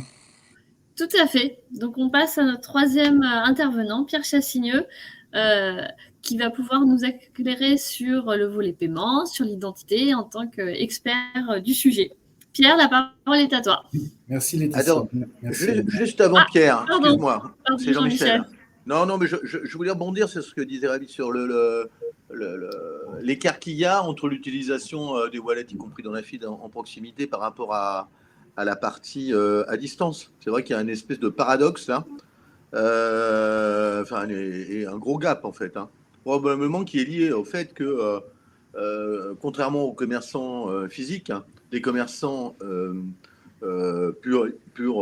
ex-pure player, puisque tout ça c'est de moins en moins vrai, mais les ex-pure players, ils ont eux-mêmes travaillé sur les questions d'identification et d'authentification, et donc c'est intéressant de voir que finalement, c'est eux qui ont presque le plus de chemin à faire pour offrir de la fluidité. Il y a une espèce de petit paradoxe là à travailler. Voilà, c'est juste un commentaire au passage. Excuse-moi, Pierre. Non, je t'en prie, Jean-Michel. Merci Laetitia, merci Romain, et merci Rabi, c'était très intéressant cet exposé. Oui, moi j'en reviendrai sur l'authentification, un peu de faire de l'histoire. Je suis désolé de revenir là-dessus, mais l'authentification, elle est absolument majeure dans les paiements. Si je reviens 30 ans en arrière, moi, rassurez-vous, je n'étais pas à carte bancaire à ce moment-là, mais quand je suis arrivé à la carte bancaire, il y a un certain nombre d'années maintenant, j'ai piloté la lutte contre la fraude pendant des années, et je me souviens que dans les débuts des années 90, avant qu'on ait la carte à puce, on avait presque 1% de taux de fraude sur le paiement de proximité. Je ne sais pas si vous vous rendez compte de ce que ça représente. 1% de taux de fraude, ça veut dire qu'on aurait en gros 500 millions d'euros de fraude aujourd'hui. Donc tout ça pour dire que dès le démarrage, dans les années 90, avec ce qu'on a appelé le standard B0' en France, c'est l'ancêtre de MV, on a tout de suite mis en œuvre de l'authentification forte et de l'identification pour les transactions de paiement de proximité. Et le résultat aujourd'hui, c'est que le taux de fraude, je vous parlais d'1% dans les années 90, aujourd'hui en paiement de proximité, contact et sans contact, c'est 0,01%. C'est même moins que ça. C'est-à-dire que c'est moins de 1 centime d'euro pour 100 euros dépensés. Donc tout ça pour montrer l'importance de l'authentification et des mécanismes d'authentification qui ont été déployés par les banques, qui reposent bien sûr au départ sur un mécanisme de KYC. C'est-à-dire que bien évidemment que l'authentification n'a de sens que si on attribue la carte à la bonne personne. Mais dès lors qu'on attribue la carte à la bonne personne, derrière, on a des mécanismes aujourd'hui d'authentification qui permettent d'avoir, je dirais, des taux de fraude excessivement bas. Alors, je vais parler plutôt de Faster by CB parce que, comme vous le savez, donc depuis presque 30 ans, et la France a été vraiment précurseur en la matière, on a la sécurisation très forte des paiements de proximité grâce à la puce, à la fois contact et sans contact. Mais depuis la fin des années 90, sur la partie vente à distance, comme vous le savez, on n'avait pas une sécurité équivalente, loin de là. Et c'est la raison pour laquelle, il y a quelques années, le régulateur européen s'est emparé du sujet et a décidé de lancer la directive sur les services de paiement numéro 2, pas uniquement, comme vous le savez, sur l'authentification forte, mais notamment sur l'authentification forte, avec son décret d'application, le RTS, qui précise les conditions de mise en œuvre de l'authentification forte. Donc, ça, c'est un point très important. Il faut bien avoir en tête que si on sécurise aujourd'hui la vente à distance, c'est parce qu'il y en a un vrai besoin de point de vue sécuritaire. Encore une fois, je vais faire un peu d'histoire, mais si on se reporte 10 ou 15 ans en arrière, on avait à peu près 20 à 30 fois un taux de fraude supérieur à 20 ou 30 fois le paiement de proximité. C'est-à-dire que moi, je me souviens, il y a quelques années, il y a une dizaine d'années, où on avait un taux de fraude entre 0,2 et 0,3% sur la vente à distance. Aujourd'hui, grâce au déploiement de Faster by CB, et je vais y revenir, on a en moyenne, sur l'ensemble de la VAD, un taux de fraude qui est de l'ordre de 0,17%, 0,15%. Donc, vous voyez, on a diminué de manière drastique. Et si on regarde le sous-ensemble de la VAD sécurisée, celle qui est sécurisée par Faster by CB, eh bien, on a un taux de fraude qui est de l'ordre de 0,10%. Il est en baisse et il va continuer de baisser parce qu'on a aujourd'hui un déploiement massif des solutions d'authentification. Et on a également, et je vais y revenir, des mécanismes d'authentification que je qualifierais de passives, c'est-à-dire, en fait, qui s'appuient sur des outils de scoring particulièrement perfectionnés et qui permettent d'être totalement transparents pour l'utilisateur. Et donc, on a à la fois la sécurité et une fluidité du parcours client, ce qui est absolument fondamental dans, je dirais, le développement du e-commerce et du mobile commerce. Donc, si on regarde la VAD, juste pour rappeler quelques chiffres, la VAD en France, c'est aujourd'hui plus de 2 milliards de transactions par an, transactions CB par an, pour un chiffre d'affaires de plus de 100 milliards d'euros de transactions CB. Et si on regarde la vente à distance, on voit qu'aujourd'hui, je dirais près de 90%, plus de 90% même, des transactions VAD sont aujourd'hui sécurisées. Elles le sont en très grande majorité au travers du protocole 3DSV2. Donc, je vais passer sur 3DSV2. 3DSV2, c'est un protocole qui fait suite à un protocole qu'on connaît tous depuis longtemps, qui est le protocole 3DSV1, qui représente encore aujourd'hui à peu près 15% des flux, de la sécurisation des flux de vente à distance, de e-commerce et de mobile commerce. La force de 3DSV2, et vous le savez, c'est qu'on a la possibilité, grâce à 3DSV2, de mettre en œuvre le frictionless, c'est-à-dire cette fameuse authentification passive. Pour votre information, aujourd'hui, c'est à peu près 50% des flux d'authentification 3DSV2 qui sont réalisés en authentification passive. Et on est confiant sur le fait que ce pourcentage va augmenter dans les mois qui viennent. Donc, vous voyez, aujourd'hui, et vous voyez sur transparent, sur ce slide, on a plus de 4 millions de transactions d'authentification par jour sur 3DSV2. Pendant la semaine du Black Friday, on a dépassé les 6 millions d'authentifications par jour. Vous voyez ce que ça représente? Ça représente près de 200 millions par mois. On a aujourd'hui donc un taux de succès sur Faster by CB qui dépasse 90%. Quand il y a authentification, entre guillemets, active, c'est-à-dire où il y a un challenge qui est envoyé par l'émetteur, on a à peu près 84% de taux de succès. On a 93 000 commerçants qui sont aujourd'hui en capacité de mettre en œuvre le 3DSV2, ce qui représente près de 99% de la cible. Donc, on a, je dirais, quasiment terminé le travail à ce niveau-là. Et je vous le disais tout à l'heure, on a à peu près 57% de transactions frictionless. Et c'est en train d'augmenter. Et ce qui est très intéressant à remarquer, et je vais le souligner sur cet exemple, alors c'est peut-être un petit peu difficile à lire, mais c'est pour vous montrer la diminution du taux de fraude, parce que ça, c'est un point très important. C'est-à-dire qu'on voit qu'on a un taux de fraude avec le challenge, vous voyez, 3DSV2 avec le challenge, qui est de l'ordre de 0,0887%, donc inférieur à 0,1%. Donc ça, c'est quand même une très bonne nouvelle. Et puis, vous voyez que quand on est avec 3DSV2 avec exemption, c'est-à-dire en frictionless, vous voyez la courbe qui est tout en bas, on est en deçà, c'est-à-dire qu'on est à 0,039%. Ben, ça veut dire quoi? Ça veut dire que nos outils de scoring sont particulièrement performants, puisqu'on est en gros un taux de fraude 2 fois inférieur à celui qu'on peut avoir avec un challenge.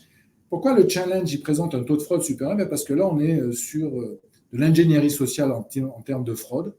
Et ça, c'est un sujet important qu'on a tous à traiter, parce qu'on peut tous être victimes. Il y a de plus en plus d'attaques sur l'ingénierie sociale qui mettent en œuvre des processus de plus en plus sophistiqués et qui permettent effectivement de truquer, je dirais, le dispositif, en tout cas de faire en sorte que des gens puissent se faire avoir en mettant en œuvre leur mécanisme d'authentification. Donc là, il y a un sujet aussi de formation, je dirais, de pédagogie, de sensibilisation. Alors, c'est déjà fait, tout ça, puisqu'on parle aussi, c'est lié tout ça au phishing, bien sûr. Et donc là, il y a besoin, parce qu'on a beau avoir des mécanismes qui sont très perfectionnés. Aujourd'hui, les applications d'authentification fortes, comme vous le savez, sur mobile, elles mettent en œuvre des mécanismes cryptographiques qui sont particulièrement bien maîtrisés. Les processus d'enrôlement sont là aussi de plus en plus sécurisés. Mais il y a toujours ce risque, je dirais, d'ingénierie sociale où on peut malheureusement être victime de cette ingénierie sociale de plus en plus sophistiquée. Voilà un petit peu ce que je voulais vous dire par rapport à Faster by CB. Moi, ce qu'il faut retenir, c'est que l'authentification, et on l'a dit dans les exemples précédents, elle est vraiment à la clé de la sécurisation des paiements. Avec EMV, on est tous conscients, on le voit bien, il y a un mécanisme d'authentification. Nous-mêmes, on est authentifiés soit au travers d'un code confidentiel, soit on le voit sur nos mobiles au travers de la biométrie. On a une nouvelle génération de cartes qui va intégrer la biométrie. Donc, on voit qu'on a de plus en plus, je dirais, d'authentification visible, vu de l'utilisateur. Et je dirais que dans le e-commerce, dans le mobile commerce, dès qu'on est en relation à distance, eh bien, on va de plus en plus vers des mécanismes d'authentification qui sont non visibles, invisibles. Cette notion de frictionless, qui est basée sur des outils de scoring qui se basent bien sûr sur l'analyse de données transactionnelles, mais aussi de l'environnement du device qui est utilisé par la personne qui va faire un achat, avec des fins uniquement de sécurisation. Il est hors de question que ces données soient analysées pour faire autre chose que la lutte contre la fraude et le renforcement de la sécurité et renforcer aussi l'expérience utilisateur. Ces données ne sont pas exploitées pour faire autre chose que ça. Et ça, on voit bien que c'est vraiment le sens de l'authentification de ces outils de scoring de plus en plus perfectionnés qui vont permettre à la fois de renforcer la sécurité des transactions, mais aussi d'augmenter la fluidité du parcours client. Et il ne faut jamais perdre de vue ces éléments-là. On ne peut avoir de sécurité, je dirais la bonne sécurité, c'est celle qui est quasiment transparente pour les utilisateurs.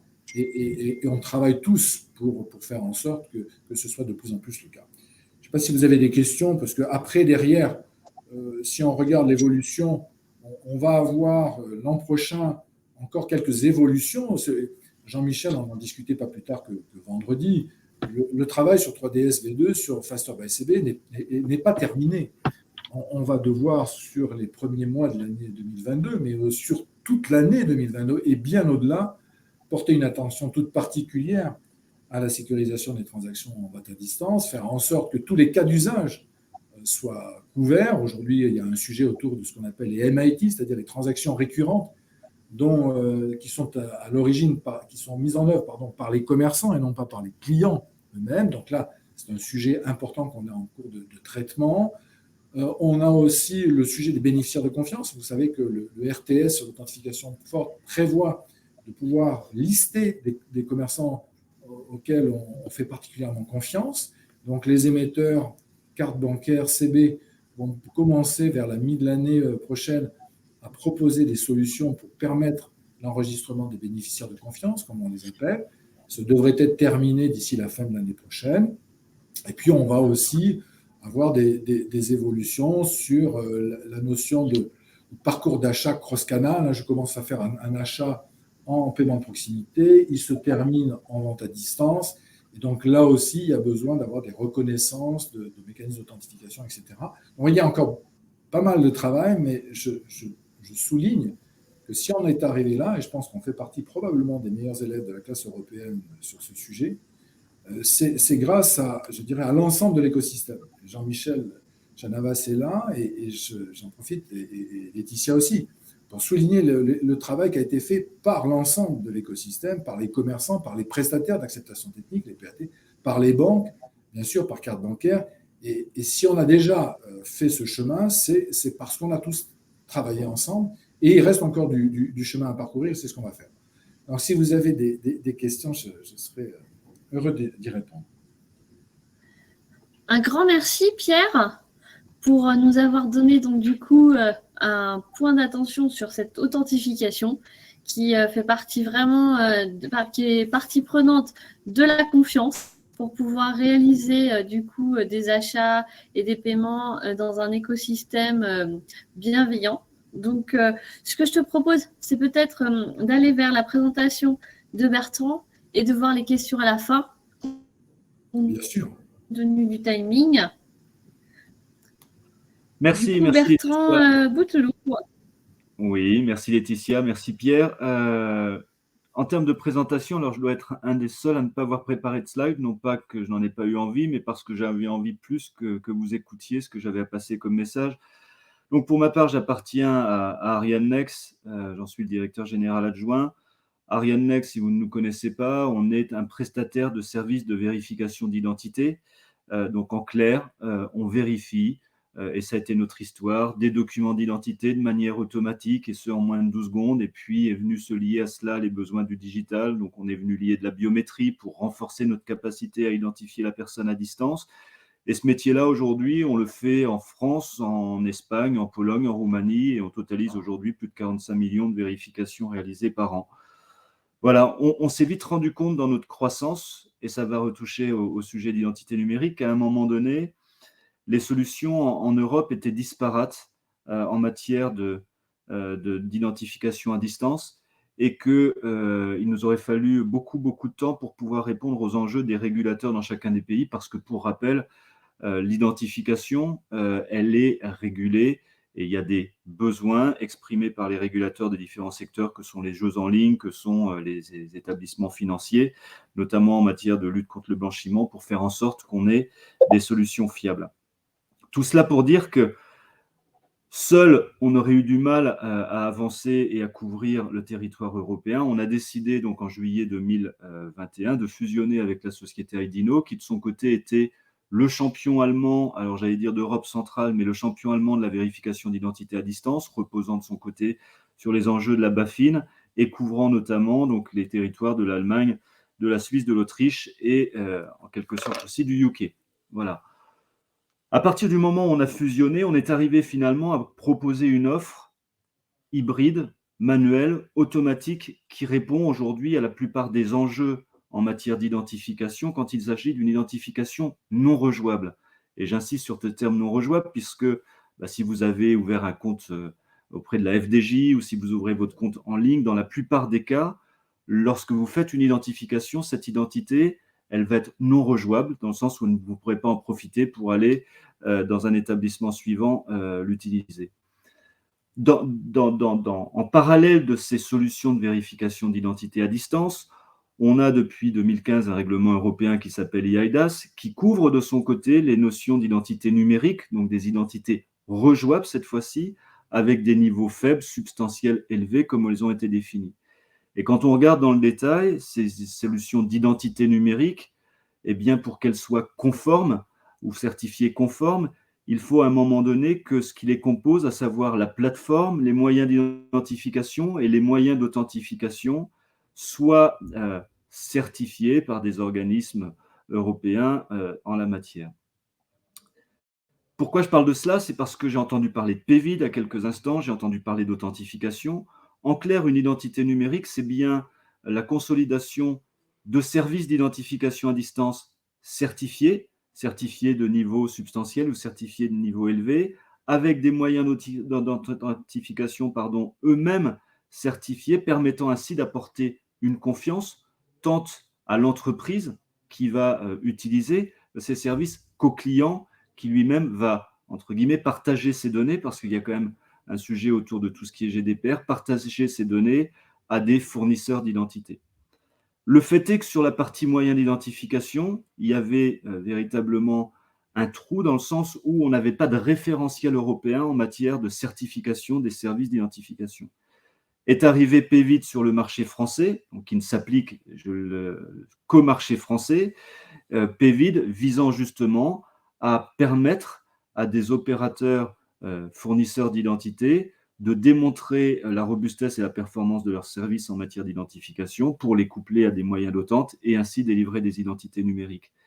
Ces mêmes travaux de certification sont nés en Roumanie. On a vu naître l'ADR qui elle-même a déployé un texte quasi équivalent à notre référentiel d'exigence PEVID, mais encore les travaux ETSI, donc dans la normalisation européenne, qui ont donné lieu à un Technical Specification, le 119-461, je ne vous demanderai pas de le retenir, mais très clairement qui définit une norme en matière de services de vérification d'identité à distance.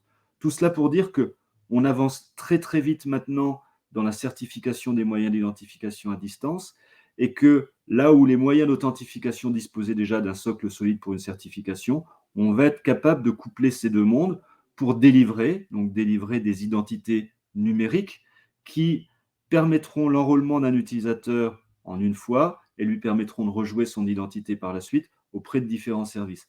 Alors j'ai entendu Romain tout à l'heure parler de Speed en Italie avec ses 25 millions d'utilisateurs. On pourrait parler aussi de France Connect en France avec ses 20 à 25 millions d'utilisateurs. Il faut encore faire une différence dans le niveau de confiance qu'on donne à l'identité. Je dirais qu'aujourd'hui, on a une vingtaine de millions d'utilisateurs sur France Connect qui utilisent encore une identité faible reposant sur un login mot de passe.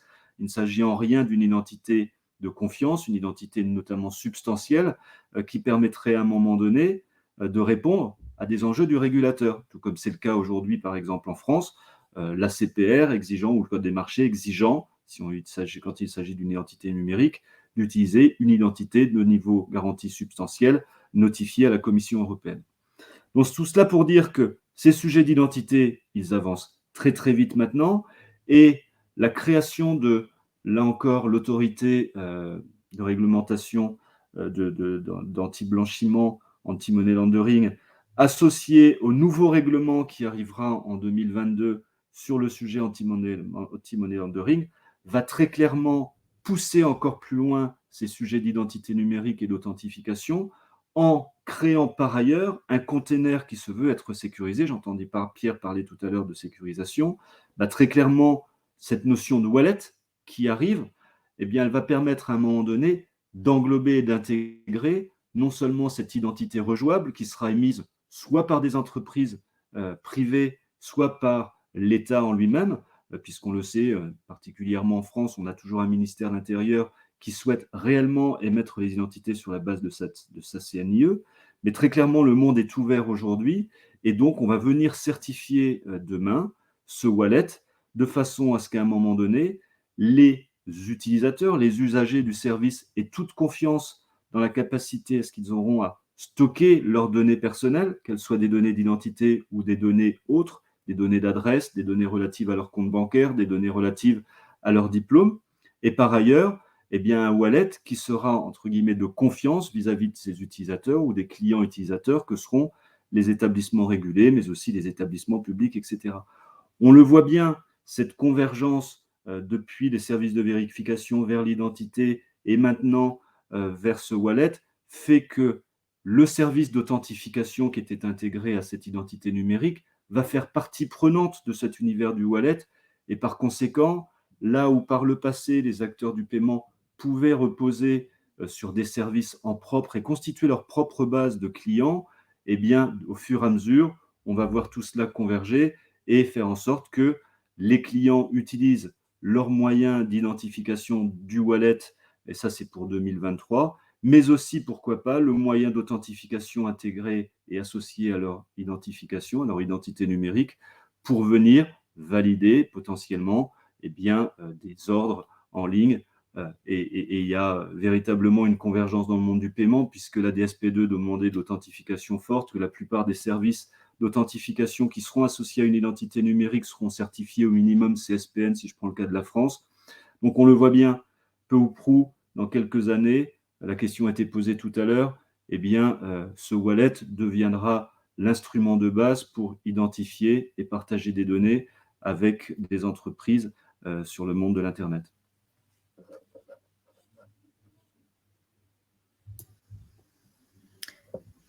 Merci Bertrand. Est-ce que tu voulais... On est bon? Est-ce que tu voulais rajouter quelque chose? Moi, je pense que ma conclusion était bien celle-ci, c'est que véritablement, le wallet, il faut le voir comme l'outil portable ou mobile du citoyen européen dans les années qui viennent pour faire en sorte de répondre aux différents enjeux digitaux auxquels il sera soumis. Et si je devais te poser une question, qu'est-ce que tu attends de la révision de la réglementation EIDAS, comme tu le citais? La révision EIDAS, elle arrive au même moment que ce règlement, alors d'une part au même moment que la mise en place de l'autorité anti-blanchiment au niveau européen, et d'autre part en même temps que ce règlement anti-blanchiment européen. Comme vous le savez, il y a une différence entre une directive et un règlement. Une directive, on la transpose en droit local. Un règlement s'applique à partir du moment où il est établi à l'ensemble des États membres avec très peu de déviance quant à son interprétation. Ce règlement va intégrer la notion de wallet. Donc, c'est essentiel demain de voir que ce wallet, qui n'est autre que la révision d'IAIDAS, va arriver en même temps que ce règlement et donc va venir s'imposer aux principaux acteurs régulés du marché, que sont les établissements financiers, les acteurs du jeu, les acteurs du paiement, etc. Donc, ce que j'attends de IAIDAS V2, on travaille en ce moment sur la toolbox au niveau des États membres. Toolbox, donc, qui est cette boîte à outils qui permettra le développement de ces wallets certifiés.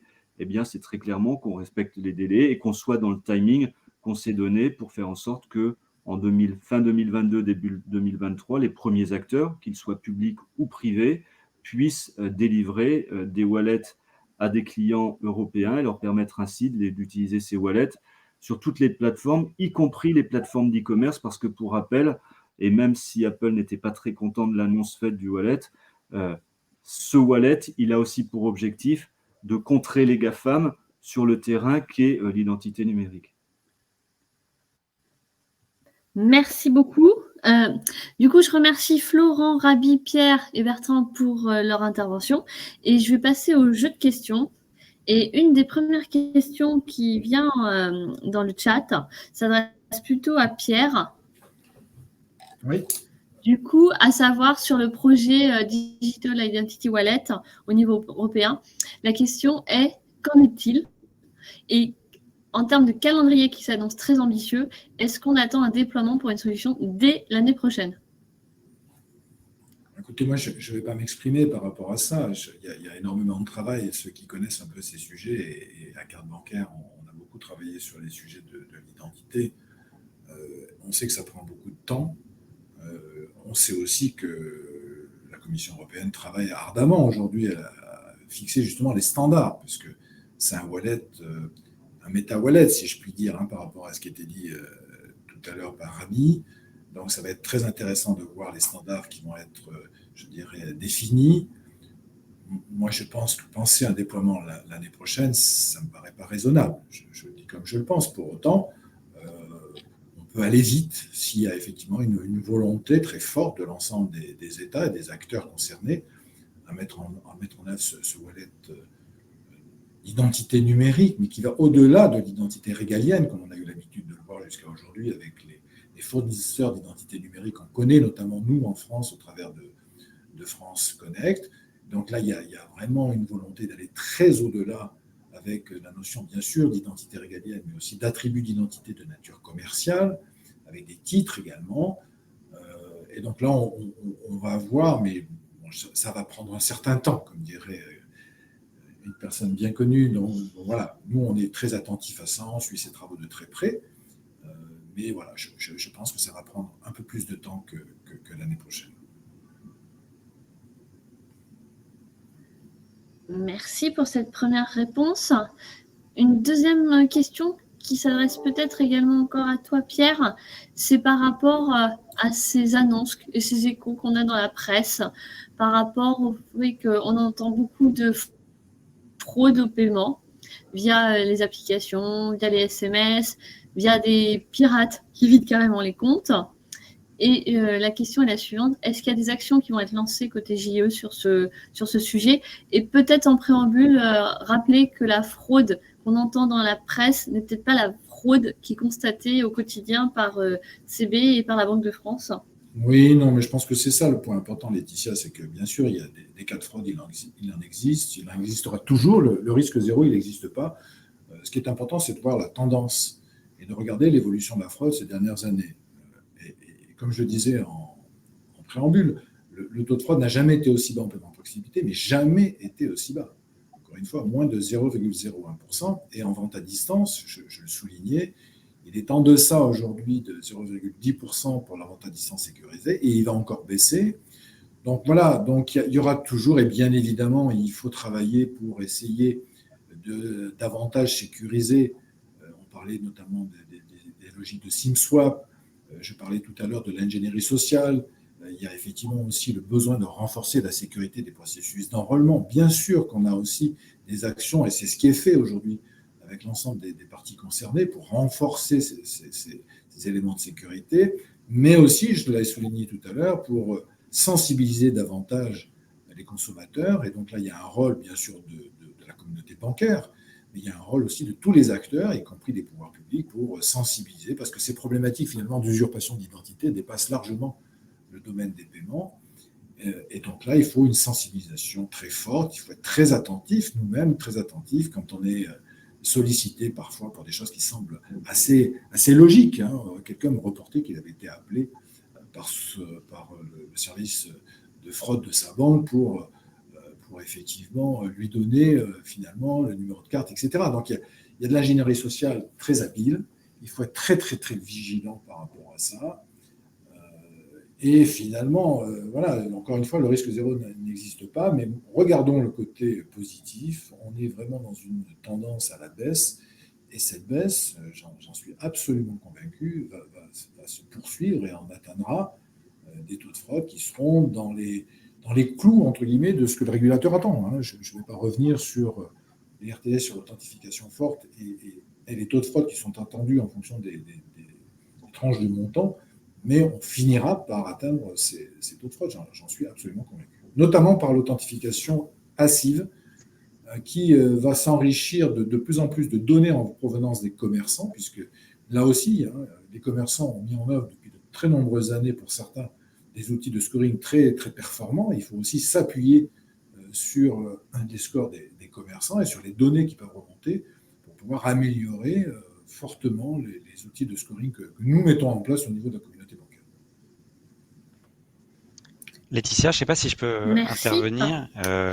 Peut-être oui. Si je me permets de rebondir sur ce que j'ai entendu, c'est Romain, de Bertrand, de Rabi, de Pierre, enfin vraiment, et de Florent bien sûr aussi, c'est que une des conclusions qu'on peut peut-être avoir, c'est que même si on avance à marche forcée vers une interopérabilité européenne qui va profiter à tous in fine, aux fournisseurs de services et bien sûr au client final qui est l'utilisateur européen, ça n'empêche pas du tout, enfin en tout cas là de ce que j'entends, ça n'empêche en rien dans l'entretemps l'amélioration continue des services. Voilà, Pierre le dit, la fraude qui est vraiment le sujet, c'est la fraude e-commerce parce que ça développe des usages et que les usages se développent là-dessus, sur ces usages-là baissent, et que sur les UX, comme le disait Rabi, on a aujourd'hui une architecture qui est peut-être Value Added Services GAFA, mais demain, elle est aussi là pour le permettre indépendamment de ces acteurs-là. Est-ce que ça, c'est un constat qui est partagé aujourd'hui, Bertrand, Pierre, Rabi, Florent?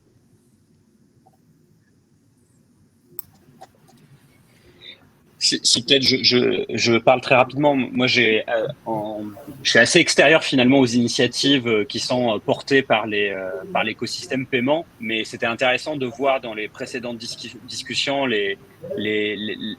la volonté justement d'ouvrir ou de l'interopérabilité qui est inscrite dans les initiatives autour de pays et autres sujets. Mais c'est vrai qu'aujourd'hui, on a l'impression qu'il y a un décalage entre l'avance que prennent par l'usage les acteurs que sont les Apple, Google et Samsung et la réalité du terrain où on essaye au niveau européen de se coordonner, où on n'a même pas encore décidé de comment on allait le faire, entre guillemets, sur ce sujet bien précis. Après, il y a plein d'autres choses qui avancent très vite et tant mieux.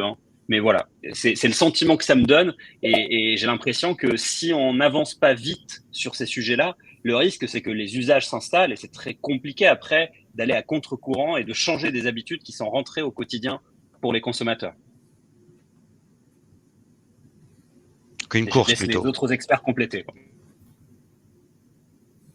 Bertrand, un dernier mot. Ça te semble une course ou plutôt un mal pour un bien? La course, elle a démarré. Ensuite, je pense qu'il ne faut pas qu'on fasse sur l'identité ce qu'on a pu faire sur la signature électronique, où à un moment donné, on a laissé la porte ouverte aux acteurs américains à venir récupérer nos services de confiance. DocuSign est leader aujourd'hui au niveau mondial et leader en Europe, parce que finalement, on n'a pas su les contrer au bon moment. Je pense que sur l'identité, il y a quand même un aspect de souveraineté nationale. Ce sont les États qui délivrent les identités physiques aujourd'hui, les documents d'identité, et très clairement, ce sont des sujets qu'on ne veut vraiment pas lâcher. Je pense que la volonté d'accélérer de la Commission, elle est réelle. Et enfin, j'en vois et j'en crois les discussions qu'on peut avoir tant avec les acteurs institutionnels qu'avec EPI, qu'avec la future autorité, enfin les gens de la future autorité de réglementation anti-blanchiment. Il y a une volonté, elle est là. L'EID, ça existe déjà. Tout à l'heure, la personne d'Inetum nous disait que l'EID, c'était quelque chose qui existait pour eux en Espagne. Eh bien, ça existe déjà, ça existe en France, ça existe dans bon nombre de pays européens. Maintenant, il s'agit de fédérer tout cela autour d'un wallet. Je dirais qu'il n'y a pas véritablement de complexité. Il faut renforcer à travers cette révision EIDAS l'existence de ce wallet. Mais je pense qu'on est parti sur de bonnes bases. Et cette fois-ci, enfin, j'espère ne pas me tromper, je pense que les GAFAM n'auront pas forcément, même s'il s'agit d'un usage habituel, les GAFAM n'auront pas leur place pour venir prendre nos données, j'allais dire, comme on peut le voir aujourd'hui encore avec des sociétés qui utilisent des sociétés étrangères à l'Europe pour venir gérer de l'enregistrement de patients médicaux. Eh bien, dans ce cadre-là, non, je pense que très clairement, l'Europe a pris conscience et va conserver le leadership du sujet. Je rejoins tout à fait ce que dit Bertrand et ce que disait Rabi. Là. On est vraiment sur un enjeu de souveraineté numérique. L'identification, l'authentification, c'est la clé de voûte de toute l'économie de confiance, l'économie numérique de confiance. Donc, on ne peut pas laisser cette identification, cette authentification aux mains, je dirais, d'acteurs globaux qui, derrière, je dirais, utilisent nos données à des fins strictement commerciales, j'allais dire. Et il est absolument fondamental que l'Europe se dote des moyens d'indépendance et de souveraineté sur le sujet de l'identité numérique et tous les mécanismes d'authentification qui y sont associés. Voilà. Donc la communauté bancaire, notamment au travers du paiement, mais pas que, se donne les moyens de cette indépendance et de cette souveraineté. Et le projet EPI dont vous faisiez référence, Rabi, entre forcément dans cette dimension-là d'indépendance et de souveraineté européenne sur le sujet des paiements qui est particulièrement sensible. Mais là, je vous rejoins, il faut se dépêcher. Il faut se dépêcher parce que les usages, et comme vous le disiez très justement, quand on a l'habitude d'utiliser un moyen de paiement, on a l'habitude. Et c'est difficile de changer ses habitudes, on le sait tous. Donc, il faut qu'on aille rapidement. Il y a le sujet de l'omnicanalité, on l'a souligné tout à l'heure. Vous êtes plusieurs à l'avoir souligné, Jean-Michel aussi. Il faut absolument que le moyen de paiement digital de demain européen soit by design, comme on dit, omnicanal, qu'on ait exactement les mêmes services à valeur ajoutée, parce que le sujet, ce n'est pas le paiement. Le sujet, c'est les services à valeur ajoutée autour du paiement. Et donc, c'est tout le bouquet de services qu'on va avoir autour du paiement. Et il faut qu'il y ait absolument, de mon point de vue, ce qui soit omnicanal, qu'on ait exactement la même expérience utilisateur, quel que soit finalement le canal d'achat qu'on va réaliser. Merci Pierre, et puis merci Florent, Rabi et Bertrand pour tous ces insights. Je pense que toutes ces informations. Je pense que c'est vraiment une fin optimiste, c'est-à-dire on est dans tout sauf l'attentisme. Voilà. Il y a des travaux qui sont des travaux, encore une fois, presque obligatoires si on veut pouvoir avoir quelque chose qui demain offre des opportunités, enfin plutôt du choix à l'utilisateur. Donc, on est vraiment dans ce cadre réglementaire européen qui se met en place et qui doit se mettre en place. Et en même temps, personne n'attend, personne ne bloque les projets en attendant ce cadre. On travaille tous sur les solutions et on sera prêt à basculer, notamment avec ce cadre aussi. Demain, Splio travaillera aussi bien, je pense, que sur des wallets, l'identification des clients dans des wallets européens normalisés ou standardisés que sur des valeurs ajoutées privées. Donc, on a hélas pas le temps c'est un sujet passionnant, on a déjà dépassé, et puis il y a encore des questions à traiter, mais je voulais, on va devoir arrêter là. On fera un autre cycle avec Cap Digital et Mercatel, peut-être en continuant ces discussions, qui c'est en 2022.